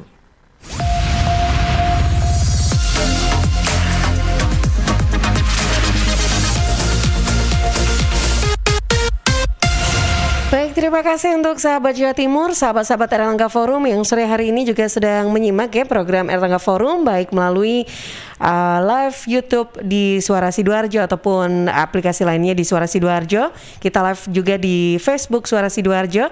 Juga untuk Anda semua yang sedang menyimak ya program Erlangga Forum, yang sedang nonton ataupun sedang mendengarkan juga di sore hari ini yang menyiarkan serentak ya program Erlangga Forum di Asosiasi Lembaga Penyiaran Publik Lokal Jawa Timur, Persada Kabupaten Blitar, Suara Pacitan, Pradia Suara Tuban, Suara Madiun, Praja Angkasa Trenggalek, Mahardika Bondowoso, Ersal Nganjuk, Kanjuruhan Malang, Purboyo Kabupaten Madiun, Suara Sampang, Magetan Indah, dan Remaja Klasik Radio Malang. Sore ini sebelum saya kembali ke Pak Prawitra, saya juga ingin sapa dulu terima kasih untuk semua sahabat Suara Sidoarjo yang sudah bergabung. Sore hari ini disapa oleh Bu Vina yang ada di Bluru Kidul Sidoarjo. Sukses selalu untuk program Erlangga Forum mencerdaskan bangsa. Terima kasih juga ada Pak Musaki yang ada di Sukodono. Saya kok tidak mendengarkan ada Prof Jojo ya yang hadir sore ini. Iya, sedang ada kesibukan ya Pak Musaki yang ada di Sukodono. Terima kasih sudah selalu setia untuk menyimak program Erlangga Forum. Dan juga untuk semua sahabat Suara Sidoarjo yang tidak bisa saya sebutkan, ada beberapa tadi yang sudah memberikan like-nya juga di Instagram Suara Sidoarjo. Baik, sore ini kita kembali bersama Pak Prawitra Thalib yang memandu diskusi kita sore ini bersama alumni menghadirkan kepemimpinan transformatif untuk kemajuan bangsa. Silakan Pak Prawitra. Terima kasih Mbak Atika. Ini tadi menjelang buletin Jawa Timur diputar hingga disapa kembali oleh Mbak Atika. Ini banyak diskusi menarik dengan Bu Nyai Kartika ini ya. Wah, seperti apa nih diskusinya nih? Jadi penasaran. Iya. Karena tadi sebelum buletin Jawa Timur diputar kan sudah diberikan clue bahwa nanti Bu Nyai akan memberikan tips dan triks bagaimana menjadi role model. Role model yang sudah selesai dengan diri sendirinya, yang tidak galau-galau lagi, yang tentu saja memberikan maslahat bagi orang lain. Karena kalau Bu Nyai punya pedoman, kalau tidak salah tuh khairun nas li anfa'uhum linnas, kan sebaik-baik manusia itu yang bermanfaat. Masya Allah, yang lainnya. Iya, luar biasa ya. Namanya sama-sama Tikanya, mudah-mudahan saya bisa mengikuti kesuksesannya Bu Tika ya. Pokoknya nama Tika tuh orangnya hebat-hebat gitu. Oh, Masya Allah, amin, amin. Baik yang di depan saya langsung maupun yang di depan saya secara luring. Nama Tika tuh hebat-hebat begitu. Masya Allah. Kita tanya Gus Ubed ya Gus ya. Nah, amin, amin, Masya Allah. Baik. Kamu nih Bu Tika, gimana silakan. Ini bisa menjadi role model tadi. Nah, tentu saja dikaitkan dengan fenomena-fenomena sosial yang muncul pada saat ini. Ini kan menarik ini. Mungkin para pendengar di sini bisa mendapat sedikit pencerahan dari acara pada hari ini. Monggo, Bu Nyai. Passwordnya sebenarnya ad-dunya mazra'atul akhirah. Jadi dunia ini tempat menyemai, nanti panennya di mana? Di akhirat. Maka ketika kita menyemai, menanam dengan kebagusan, kita akan dapatkan di akhirat nanti. Tapi kan itu kata orang-orang di sana, di luar itu klise ya sudah. Tapi yang terpenting bahwa itu adalah prinsip hidup yang harus dimiliki oleh seorang pemimpin yang transformatif. Saya tadi sampaikan selesai dengan diri kita sebagai pemimpin. Artinya apa? Tidak cukup hanya kita tidak galau. Tidak galau penting. Seorang pemimpin tidak boleh lah galau. Nanti kalau galau rakyatnya bisa galau semua nih. Jadi lagu Rintu Harahap terus tiap hari beritanya. tidak cukup hanya dengan kita tidak galau, tetapi selesai bahwa seorang pemimpin karena menjadi role model, contoh, uswa, dan menjadi idola magnet bagi rakyat yang dipimpin, maka dia harus punya jiwa yang idealis, harus punya jiwa yang benar-benar peduli dengan rakyat, peduli yang sesungguhnya, bukan lip service ya. Makanya saya katakan tadi bahwa harus open mind, kemudian open will, kemudian bagaimana open heart, penting mendengar rakyat itu. Jadi ketika mendengar rakyat, cerita rakyat apa kita selesaikan dalam sebuah kebijakan. Nah, banyak hal sesungguhnya ya. Itu cluenya adalah pada transparansi dan akuntabilitas. Nah, ketika pemerintah itu clear, rakyatnya itu loh, nggak usah disuruh bayar pajak sendiri kok. Kenapa? Karena ada sense of belonging, ada rasa memiliki terhadap negeri ini. Ada rasa memiliki terhadap tanah kelahiran yang ada di dalam di mana dia ada. Nah, jadi tanpa pimpinan daerah itu bayar pajak karena pajak itu untuk pembangunan dan sebagainya. Rakyat enggak usah digituin, mereka akan bayar pajak dengan sendirinya apa? Karena satu, rasa memiliki yang tinggi dari rakyat kepada pemimpinnya. Yang kedua, itu tadi ada trust kepada pemimpin. Kenapa? Karena pemimpinnya sebegitu juga dia transparan, akuntabilitasnya tinggi. Contoh banyak terjadi di mana-mana. Saya melihat Basnas, contoh kecil aja. Coba Basnas itu andaikan ada akuntabilitas, transparansi kepada rakyat, ya ini ya kepada semuanya dipaparkan. Ini loh hasilnya sekian miliar. Nah, bagaimana permasalahan keumatan kerakyatan yang ada di daerah tersebut, yang saya contoh aja misal, kalau di daerah Lamongan PDRB-nya pertanian, berapa? 40%, berapa kemiskinan? 13,58. Coba sisihkan, 13,58 itu diambil dari pertanian 40%, sisanya UMKM atau IRT di rumah-rumah, ibu-ibu di Lamongan, di Kabupaten Gresik, banyak sekali. Mereka ibu-ibu itu penguatan ekonominya dari rumah, bikin tempe, bikin keripik, bikin jenang, bikin petis dan sebagainya. Nah, data aja berapa persen dari IRT yang di bawah standar, yang mereka nggak punya modal, tapi mereka punya kemampuan skill. Itu pemerintah harus ada di situ. Makanya saya bilang harus open mind, open heart, harus mendengar kebijakan pemerintah, seorang pimpinan daerah itu harus diopenkan, dibuka, ditransparankan kepada masyarakat sehingga tahu, oh ini toh keinginan pimpinan. Oh kalau gitu besok kalau pilkada tanpa kampanye mereka sudah pengen karena mereka butuh pimpinan yang seperti itu, tanpa lip service dan sebagainya, tanpa kepura-puraan dan sandiwara seperti itu. Jadi sebenarnya mudah kalau kita mau clear, ya. Jadi contoh aja ya di Lamongan 13,58 selesaikan dari dana Baskas dan dari dana Basnas. Petani yang miskin di bawah 500 ya, jengkal tanahnya 100 sampai 300 itu di backup. Bapak asuhnya adalah pemerintah. Bagaimana? Ya kasih dari dana Basnas itu, selesaikan mereka. Paling tidak berapa persen? 40% tadi. Petani selesai. IRT berapa persen? Kalau itu dilakukan tidak lama kemiskinan itu akan turun dengan sendirinya. Ya, cukup itu tadi. Menggunakan peran keumatan saja bisa. Iya, berumatan tapi syaratnya tadi transparansi dan akuntabilitas. Dan itu tidak bisa seketika seperti membalikkan tangan. Butuh proses. Proses apa? Akhlakul karimah yang menjadi culture seorang pemimpin. Nah, IT nggak boleh pemimpin, nggak boleh dalam tanda petik, nggak boleh pemimpin bodoh dan kurang ilmu, nggak boleh. Ya, jangan sampai ada smartphone, pinter handphone yang dari yang pakai kan itu. Ponsel pintar, tapi pinter yang handphone yang dari pakai. Itu yang saya maksud. Ya, itu penjelasannya panjang nanti. Jadi harus benar-benar menjadi tokoh idola rakyat yang dipimpin. Harus jadi magnet. Ya, itu aja Mas menurut saya. Siap. Nah, alhamdulillah di sini sudah bergabung dengan kita Profesor Zainuddin Maliki. Aduh, Cak Din. Ya. Assalamualaikum, Prof. Ternyata mana ini Cak Din? Enggak kelihatan. Tapi udah bergabung di sini. Mungkin bisa dibantu operator. Assalamualaikum, Prof Zainuddin. Oh, ini mungkin masih mencari sinyal ya. Lagi beli sinyal. Lagi beli sinyal itu. Tapi alhamdulillah kalau di Lamongan banyak sinyal ya. Masih banyak toko yang belum dibuka sinyalnya. Jadi kesulitan. Nah, tapi kalau kata Gus Ubed, sinyal itu nggak susah, tergantung doanya ya Gus ya. Bagaimana Gus doanya supaya sinyal itu bisa langsung tembus. Allahumma gampang, amin. Nah, tapi tadi menarik ini Gus, artinya kita kan transparansi ya.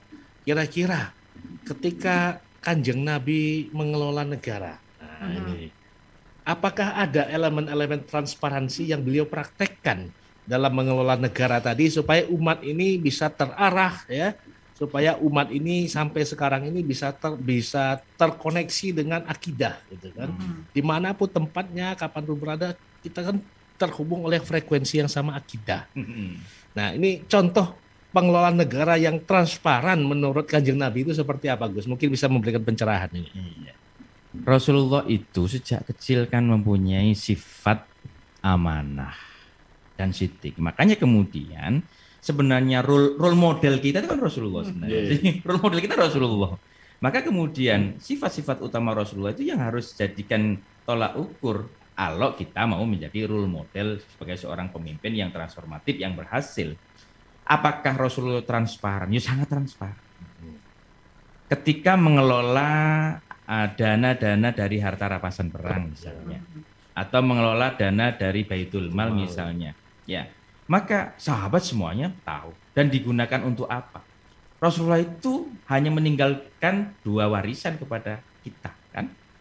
Hanya meninggalkan 2 warisan kepada kita. Ya. Jadi taraktu fikum amroini itu lantadilu abada itu. Jadi Rasulullah hanya meninggalkan apa? Al-Quran dan sunnahnya. Tidak meninggalkan harta benda. Tidak meninggalkan apa-apa. Ajaran-ajaran yang ada dalam Al-Quran dan As-Sunnah. Maka terkait dengan bagaimana ketika Rasulullah itu mengelola pemerintahan di Madinah, sehingga masyarakatnya itu menjadi masyarakat ideal saat itu. Kalau dalam istilahnya Al-Farabi disebut Al-Madinatul Fadilah, negara yang utama. Maka di sana prinsip-prinsip transparansi, prinsip hak asasi manusia, prinsip menghargai equality, egalitarianisme, itu senantiasa dikedepankan oleh Rasulullah. Makanya kemudian Piagam Madinah, Mitsaqul Madinah itu menjadi role model negara bangsa saat ini, di mana dengan Piagam Madinah itu Rasulullah dapat menata peradaban Madinah menjadi role model peradaban modern yang sampai saat ini itu diberlangsungkan. Declaration of Human Rights misalnya, deklarasi hak asasi manusia, itu sudah sejak masa Rasulullah itu ada. Maka ketika kita bicara terkait konteks kepemimpinan Rasulullah, karena Rasulullah itu dalam memimpin selalu kan dituntun oleh petunjuk-petunjuk Allah, maka apapun yang dikatakan Rasulullah itu senantiasa selaras dengan kemaslahatan umat. Jangankan transparansi, semuanya yang terkait dengan sekecil apapun ya, terkait dengan kehidupan manusia dan tata kelolanya, Rasulullah itu senantiasa sudah melakukan itu. Lah itu yang kemudian yang disebut sebagai uswatun hasanah, di mana perilaku Rasulullah itu senantiasa menjadi role model, contoh yang baik, keteladanan yang baik untuk kita semuanya. Akuntabilitas sebagaimana yang jenengan tadi sampaikan itu, ya itu secara prinsip-prinsip pengelolaan pajak negara, pendapatan negara digunakan untuk apa dan manfaatnya apa, itu semuanya sudah tercatat oleh sekretaris pribadi Rasulullah. Kalau kita bicara dan mengkaji sejarah, seperti itu yang dilakukan oleh Rasulullah. Prinsip-prinsip tanggung jawab, akuntabilitas, ya, transparansi, kesetaraan dan lain sebagainya. Itu banyak dijelaskan dalam sejarah. Contohnya begini, ketika Rasulullah ke Masjid Nabawi, itu kan ada seorang ada orang buta ya yang beragama lain lah kan begitu, mencaci maki Rasulullah, jangan percaya Muhammad itu pembohong, pendusta. Tapi Rasulullah sudah terkenal dengan sifat amanah dan sidiknya. Orang tidak ada yang percaya. Tapi apa yang dilakukan Rasulullah terhadap orang yang mencaci maki Rasulullah ini?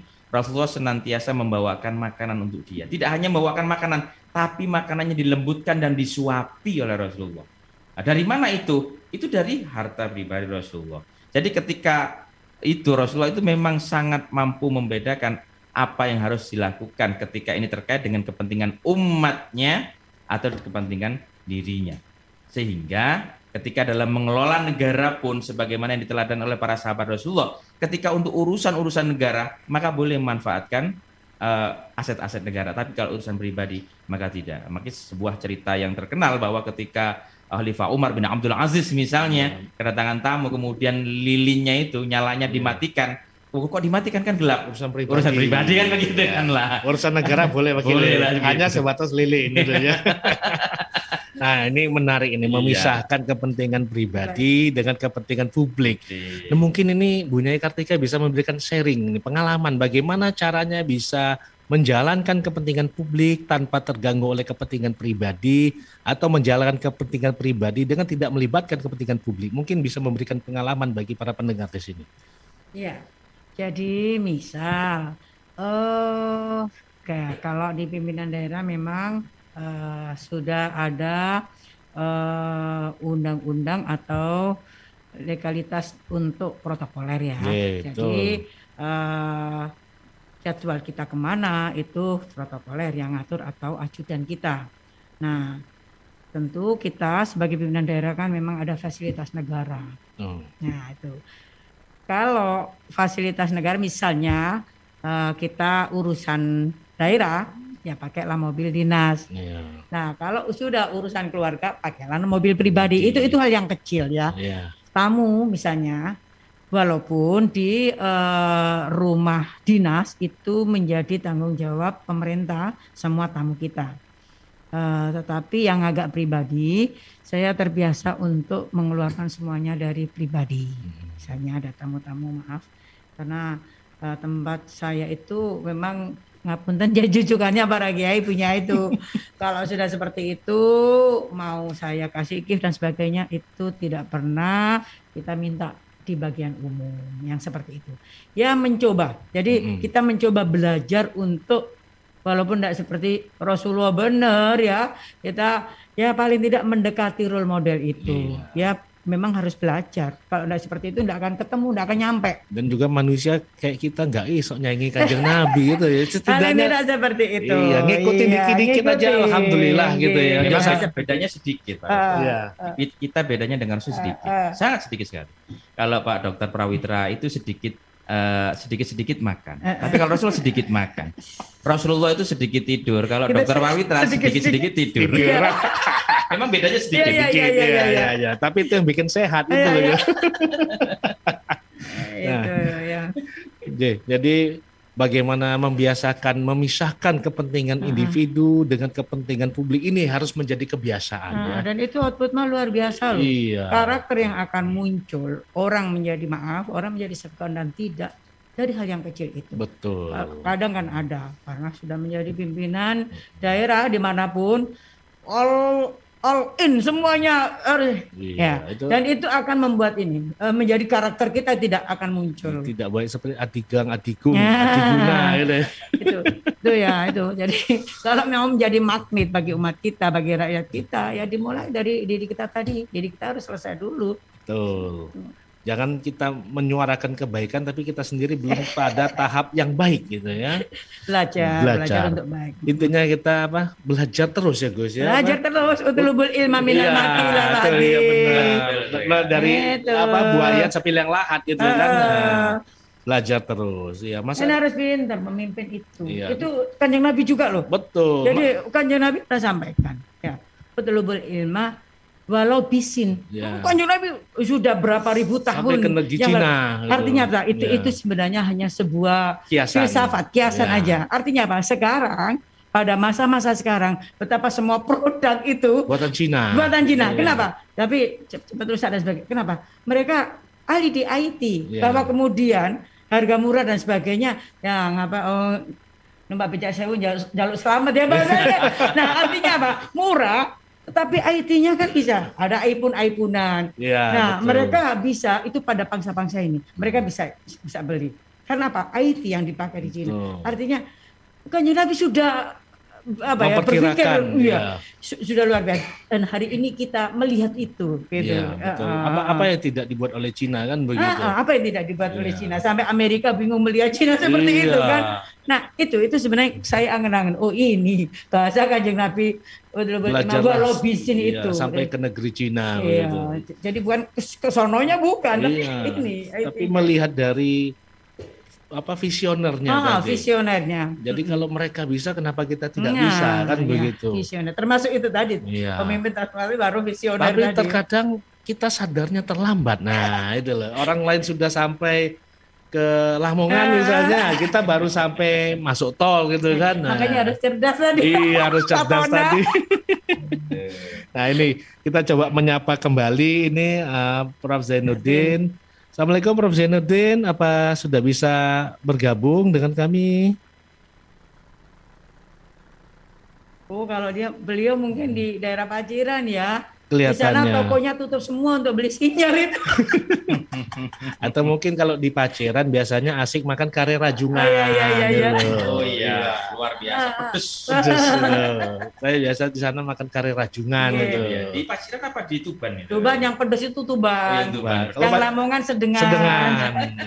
Cuma kayaknya Gus Ubed suka yang pedes-pedes. Iya. Asal bukan kalimatnya yang pedes. Nah, kalau kalimatnya pedes ya asalkan konstruktif enggak apa-apa. Tapi tidak akan pernah dekat dengan rakyat. Rakyat itu kan harus jadi bahasa yang lembut biar ketemu. Frekuensinya harus sama, betul. Inilah seorang pemimpin kalau dari ibu. Oh gitu. Iya, pendekatannya ke ibuan. Ibuan ya. Kalau pemimpin yang dari bapak? Kebapaan. Bukan mencari ibu lagi gitu. Itu di antaranya. Itu kalau teorinya Dokter Pravita. Mencari ibu dan mencari ibu. Iya. Itu Gus Ubed yang bilang, bukan saya. Iya. Tapi ya itu artinya memang segala sesuatu itu harus dimulai dari diri sendiri. Tidak bisa kita mengandalkan orang lain untuk memperbaiki diri sendiri. Sama halnya ketika kita bicara tentang kepemimpinan transformatif ya. Kepemimpinan transformatif kalau kita bicara tapi kita tidak mulai dari diri kita tidak akan bisa. Tidak akan bisa. Tentu saja itu semua butuh modal. Butuh modal, butuh amunisi pengetahuan. Sehingga benarlah kalau kita menuntut ilmu itu mulai dari buayan sampai ke liang lahatnya, itu adalah merupakan suatu kewajiban. Bahkan kalau mantola by ilmi fahuwa fisabilillah ya Pak ya. Hatta yarji'a kan gitu. Ini kalau anunya dari MUI ini. Saya soalnya kemarin habis lihat ceramahnya Gus Ubed. Jadi mengulang saja apa yang disampaikan oleh Gus Ubed sebetulnya begitu. Artinya ini. Nah, jadi gimana caranya untuk menuntut ilmu ya? Sekolahnya di sekolah pasca sarjana Universitas Erlangga begitu. Iya, karena memang di sini seperti yang disampaikan Gus Ubed tadi dalam interview singkatnya, tidak saja didukung oleh para pengajar, tapi juga alumni yang sudah terbukti ya memberikan kontribusi terhadap kemajuan peradaban bangsa Indonesia yang ada di sini. Nah, ini dia. Jadi memang ini adalah bukan upaya semudah membalik telapak tangan, bukan pula upaya sehari semalam langsung jadi simsalabim. Ini butuh proses. Proses dari pendahulu-pendahulu kita. Yang kita harapkan role model ini bisa kita teruskan ke generasi-generasi yang akan datang. Yang menjaga marwah inilah supaya tetap pada kitohnya ini merupakan tugas kita semua. Begitu ibunya ya. Nah, jadi ada komitmen, ada beban yang dipikul oleh pundak setiap alumni yang merupakan kebanggaan bagi setiap alumni. Bagi para pendengar yang ingin mendapatkan kebanggaan tadi, monggo silakan bergabung dengan pasca sarjana Erlangga. Iya, begitu. Nah, kita sapa kembali Prof Zainuddin. Apa bisa mendengar kami? Kelihatannya belum bisa mendengar. Baik, kalau belum bisa mendengar mungkin kita komersial break sejenak dulu Mbak Tika. Iya. Nah, komersial break dulu sejenak. Nanti kita akan akhiri dengan closing statement daripada narasumber kita pada sore hari ini. Oke, baik. Ya, kita jeda dulu sebentar untuk beberapa informasi yang lewat. Setelah itu kita kembali masih di program Erlangga Forum.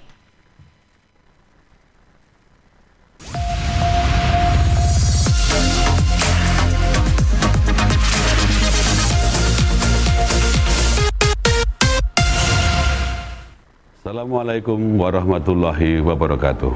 Salam sejahtera bagi kita semua.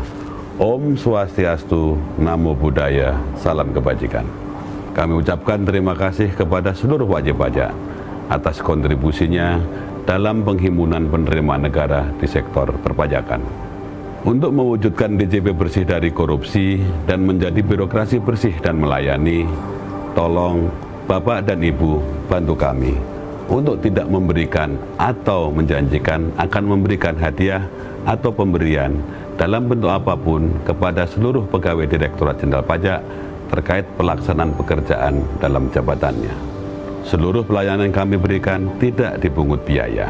Apabila Bapak dan Ibu menemukan pegawai Direktorat Jenderal Pajak yang masih meminta atau menerima barang, uang, fasilitas, atau apapun dari wajib pajak, agar segera melaporkannya melalui saluran pengaduan resmi Direktorat Jenderal Pajak, Kering Pajak 1500-200. Semoga Allah Subhanahu wa Ta'ala memberikan kekuatan kepada kita semua, bersatu bersama-sama menghimpun penerimaan pajak untuk pembangunan Indonesia tercinta. Pajak kuat, Indonesia maju. Assalamualaikum warahmatullahi wabarakatuh.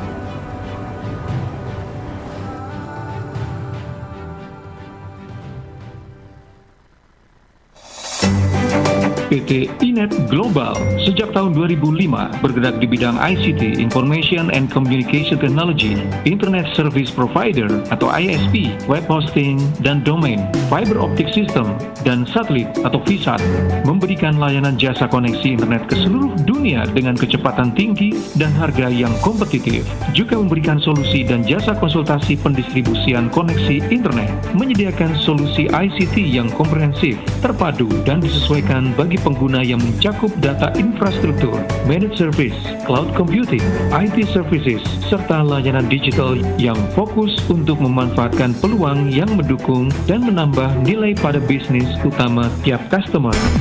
Untuk layanan dan servis Inet, hubungi kantor pusat Jalan Kuningan Barat nomor 8 Jakarta.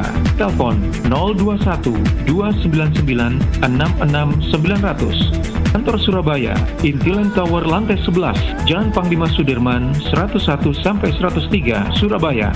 Telepon 031 535 3955 031 535 3955. Inet Globalindo, the best service for great solution. Opo ae sih kok bengak-bengok njaluk ta?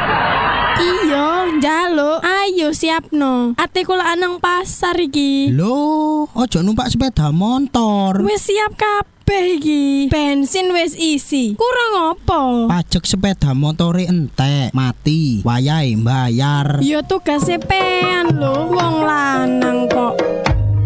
Ayo undang bayar pajak kendaraan, mumpung ada pemutihan dan insentif pajak mulai 9 September sampai 9 Desember. Bebas denda PKB dan BBNKB, bebas BBN2 dan seterusnya. Untuk roda 4 atau lebih ada diskon 10%. Untuk roda 2 dan 3 diskonnya 20%. Ada juga hadiah 30 juta. Pengundian tabungan umroh tahap kedua. Guyang guyu oleh arisan ta? Wes bayar pajak iki. Gampang gak kena denda, ono pemutihan. Kok iso? Masih telat gak ono denda. Hah? Sopo telat? Awakmu. Kapan gawene saiki wis telat? Ajur.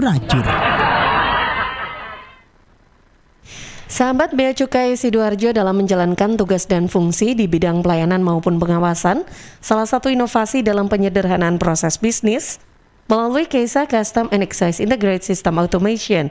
Di tahun 2018 sampai 2024, Bea Cukai Sidoarjo menerapkan KESA 4.0 dengan mengedepankan single core system, smart custom excise dengan mengoptimalkan pengawasan dengan manfaatkan teknologi, kemudian layer support mengotomasi proses bisnis pendukung. Analitik berupa pemanfaatan data untuk pengambilan keputusan organisasi. Informasi ini persembahan Bea Cukai Sidoarjo, fokus mengawasi, tulus melayani.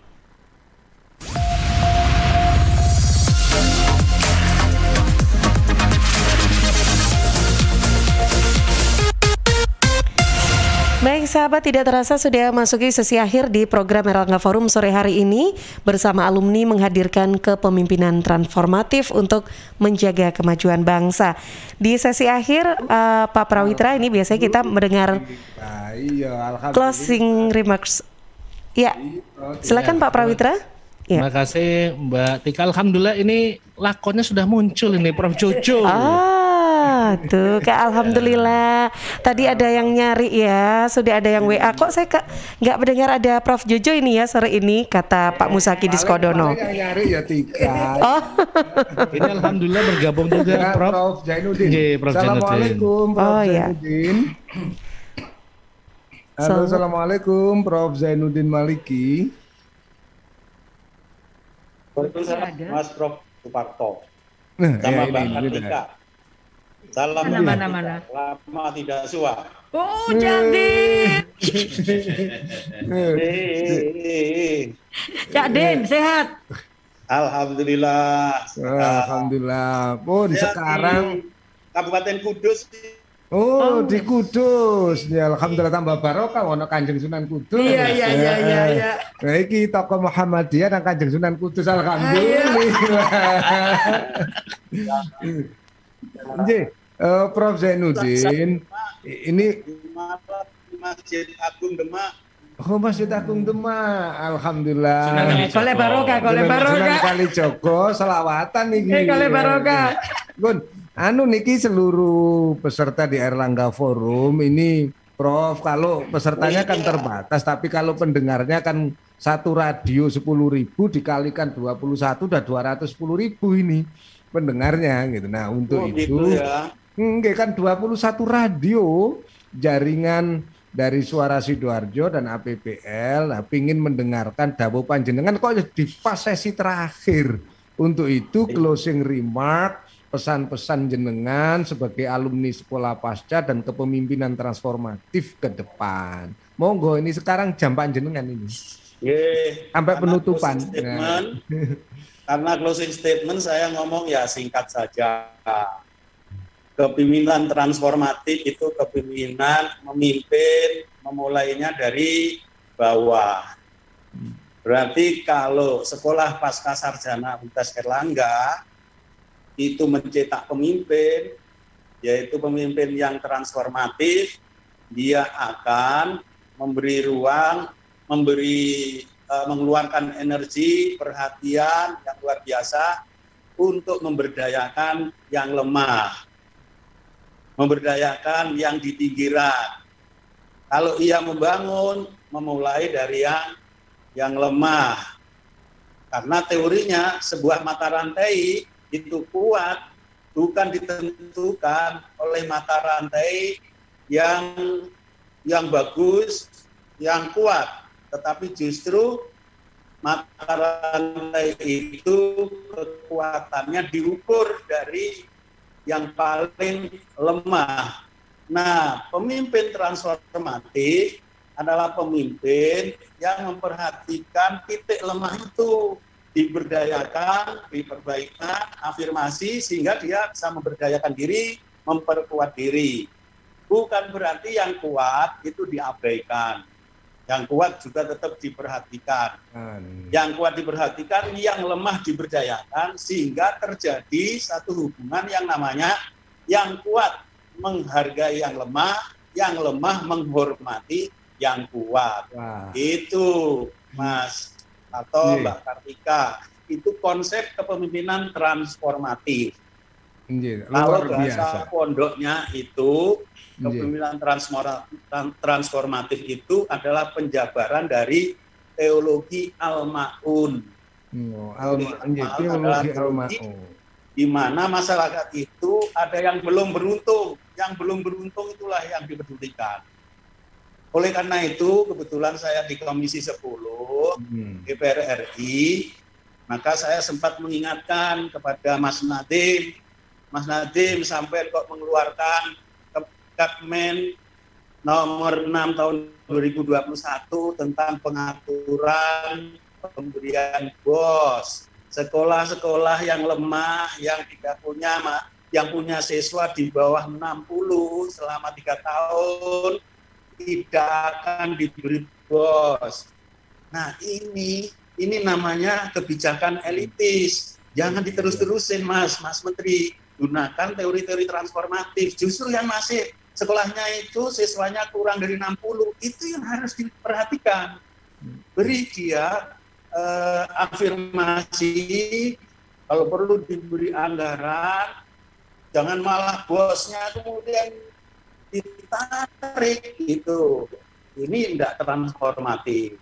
Itu contohnya Mas Menteri, kita ingatkan gitu. Sarjana Erlangga melahirkan pemimpin-pemimpin transformatif.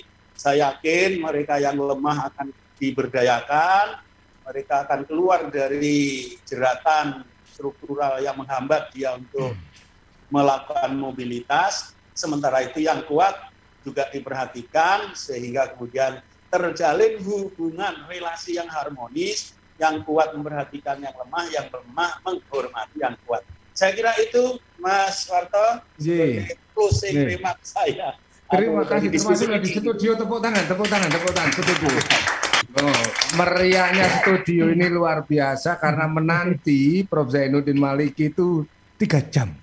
Nah, mulai sebelum siaran persiapan yang dinanti adalah Prof. Zainuddin Maliki. Terima kasih senior kami, alumni Sekolah Pasca Sarjana yang jadi anggota DPR RI, tokoh sebuah ormas Islam Muhammadiyah, tapi apa? Mampu membawa nilai Al-Ma'un. Ya, Al-Ma'un ini teologi Al-Ma'un. Jadi luar biasa dan tentu saja selamat menjalankan tugas dan selalu menyuarakan Sekolah Pasca Sarjana Universitas Erlangga untuk umat dan gitu. Nah sekarang Insya Allah. Sekarang Gus Ubed dari tadi kan Muhammadiyah, ini tokoh-tokoh Muhammadiyah, sekarang Gus Ubed yang dari PWNU Jawa Timur, tapi tetap Sekolah Pasca Sarjana. Alumni Sekolah Pasca Sarjana, silakan memberikan closing remark. Kita puncai nanti memang ibu-ibu, karena ibu-ibu itu selalu di puncak. Nah, gitu ya. Silahkan Gus Ubed. Baik, terima kasih Prof. Parto Wijoyo Al-Kiai karena sudah menjadi pimpinan MUI. Jawa Timur, luar biasa. Profesor Dr. Kiai Haji Suparto Wijoyo, SHMH. Amin. Jadi sudah di SK. Masyarakat yang SK. Amin. Jadi dalam perspektif kami dari Nahdlatul Ulama ya, pimpinan transformatif itu kepemimpinan yang bisa memberikan keteladanan. Keteladanan kepada siapapun. Sehingga ketika kita bisa memberikan keteladanan yang baik, maka diharapkan orang-orang yang kita pimpin itu bisa bersama-sama dengan kita untuk memperoleh tujuan yang kita canangkan bersama. Maka di sini letaknya clue atau kunci dari firman Allah, innallaha la yughayyiru ma biqaumin hatta yughayyiru ma bi anfusihim. Bahwa Allah itu sekali-kali tidak akan merubah nasib suatu kaum jika kaum itu tidak merubahnya sendiri. Maka di sini letak kepemimpinan transformatif itu bisa memberikan keteladanan dan bisa mengajak bersama-sama untuk memperoleh apa yang dicita-citakan sehingga perubahan untuk selalu ke arah yang lebih baik itu menjadi kunci dan kemaslahatan umat itu juga menjadi kunci agar apa yang kita lakukan senantiasa bermanfaat untuk umat. Saya seperti itu, Pak. Luar biasa, ini dai kita sebenarnya. Ya, dai kita. Ojo lali rek, tepuk tangan nih kita amal. Nepuk tangani ulama, kiai itu. Oleh kajaran barokah. Ngono ya. Jadi luar biasa kita untuk membawa satu alumni Universitas Erlangga semakin bersinergi karena apa yang hadir di sini juga tokoh dari pengurus pusat ya Ikatan Keluarga Alumni Universitas Erlangga. Siapa dia? Yo muslimat iyo, yo ika iyo, bupati iyo, wakil bupati iyo, politisi iyo, artis iyo. Terus wong anu termasuk Honima ya keluar untuk itu apa? Berbagai macam kader semacam ini tentu sebagai ibu-ibu, peran perempuan, partisipasi gender, saya yakin beliau punya banyak experience tentang itu, maka Nah, Neng Kartika kita minta untuk memberikan satu ular-ular nasihat bagi kita. Monggo nih. Jadi menurut saya pemimpin transformatif itu adalah pemimpin yang dia lahir karena berproses, tidak instan. Ya.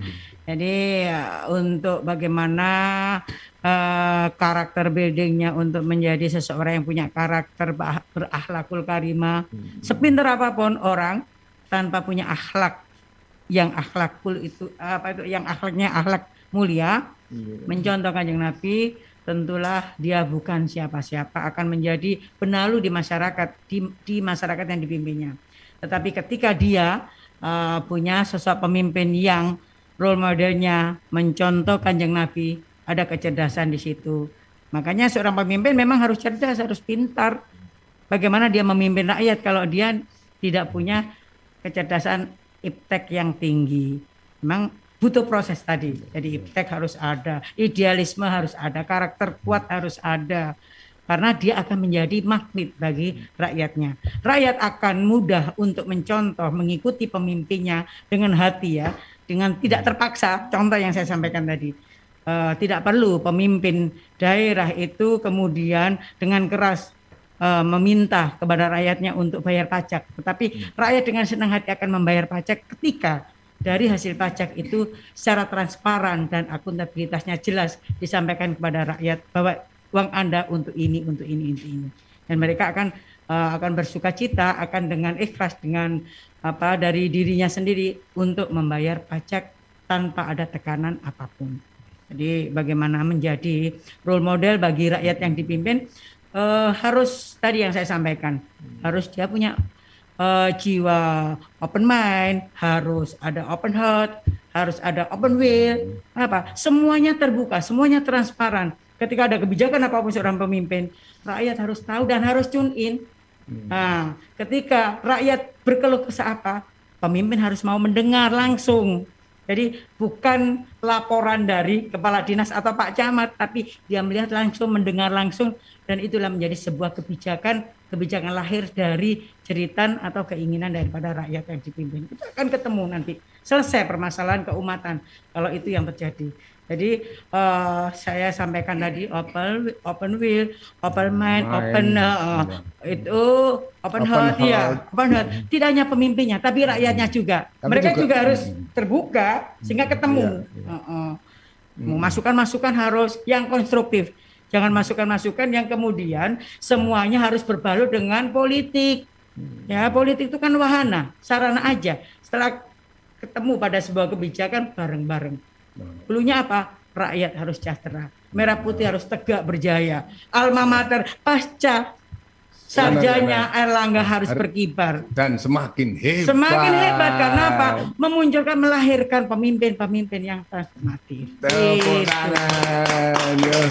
Pas juga terima kasih Neng Kartika ya punya ya Ustazah ya semua macam-macam ini dari Mbak Tika.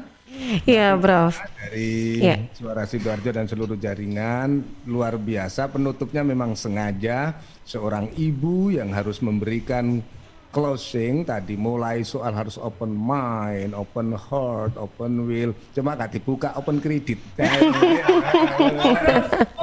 Open heart dibuka kape ya. Jadi memang ada satu pepatah yang menyatakan seorang nabi memang diutus oleh Tuhannya, ditentukan oleh Tuhannya. Seorang raja memang juga dimahkotai oleh rakyatnya. Seorang penguasa demokrasi juga memang dipilih karena kekuasaannya. Tapi yakinlah seorang raja, seorang nabi, seorang rasul, seorang pemimpin, tetaplah dia lahir dari rahim perempuan. Luar biasa. Terima kasih seluruh jaringan Erlangga Forum. Sampai jumpa di Jumat yang akan datang. Tapi tetap ikuti spesial tayang nanti Erlangga Forum Leader Talk pada tanggal 9 November pukul 13.30 bersama Wakil Ketua Majelis Permusyawaratan Republik Indonesia. Kami hadir, solusi untuk bangsa. Assalamualaikum warahmatullahi wabarakatuh. Waalaikumsalam warahmatullahi wabarakatuh. Terima kasih Prof. Jojo, Pak Prawitra, juga seluruh narasumber yang begitu luar biasa. Diskusi yang ganyang sekali sore hari ini. Dan tentunya juga mengucapkan terima kasih untuk seluruh sahabat Erlangga Forum, sahabat Jawa Timur yang sudah menyimak program Erlangga Forum sore hari ini, yang juga sudah menyiarkan serentak jaringan radio Asosiasi Lembaga Penyiaran Publik Lokal Jawa Timur di Suara Sidoarjo, Persada Kabupaten Blitar, Suara Pacitan, Pradia Suara Tuban, Suara Madiun, Praja Angkasa Trenggalek, Mahardika Bondowoso, Ersal Nganjuk, Kanjuruhan Malang, Purboyo Kabupaten Madiun, Suara Sampang, Magetan Indah, dan Remaja Klasik Radio Malang. Dan tentunya sampai jumpa di Erlangga Forum pekan depan di hari Jumat, tetap dari jam 3 sampai jam 5 sore. Saya Tika Amsar dari Suara Sidoarjo pamit undur diri. Sampai jumpa. Assalamualaikum warahmatullahi wabarakatuh. Waalaikumsalam warahmatullahi wabarakatuh. Alhamdulillah kok pas iso pas.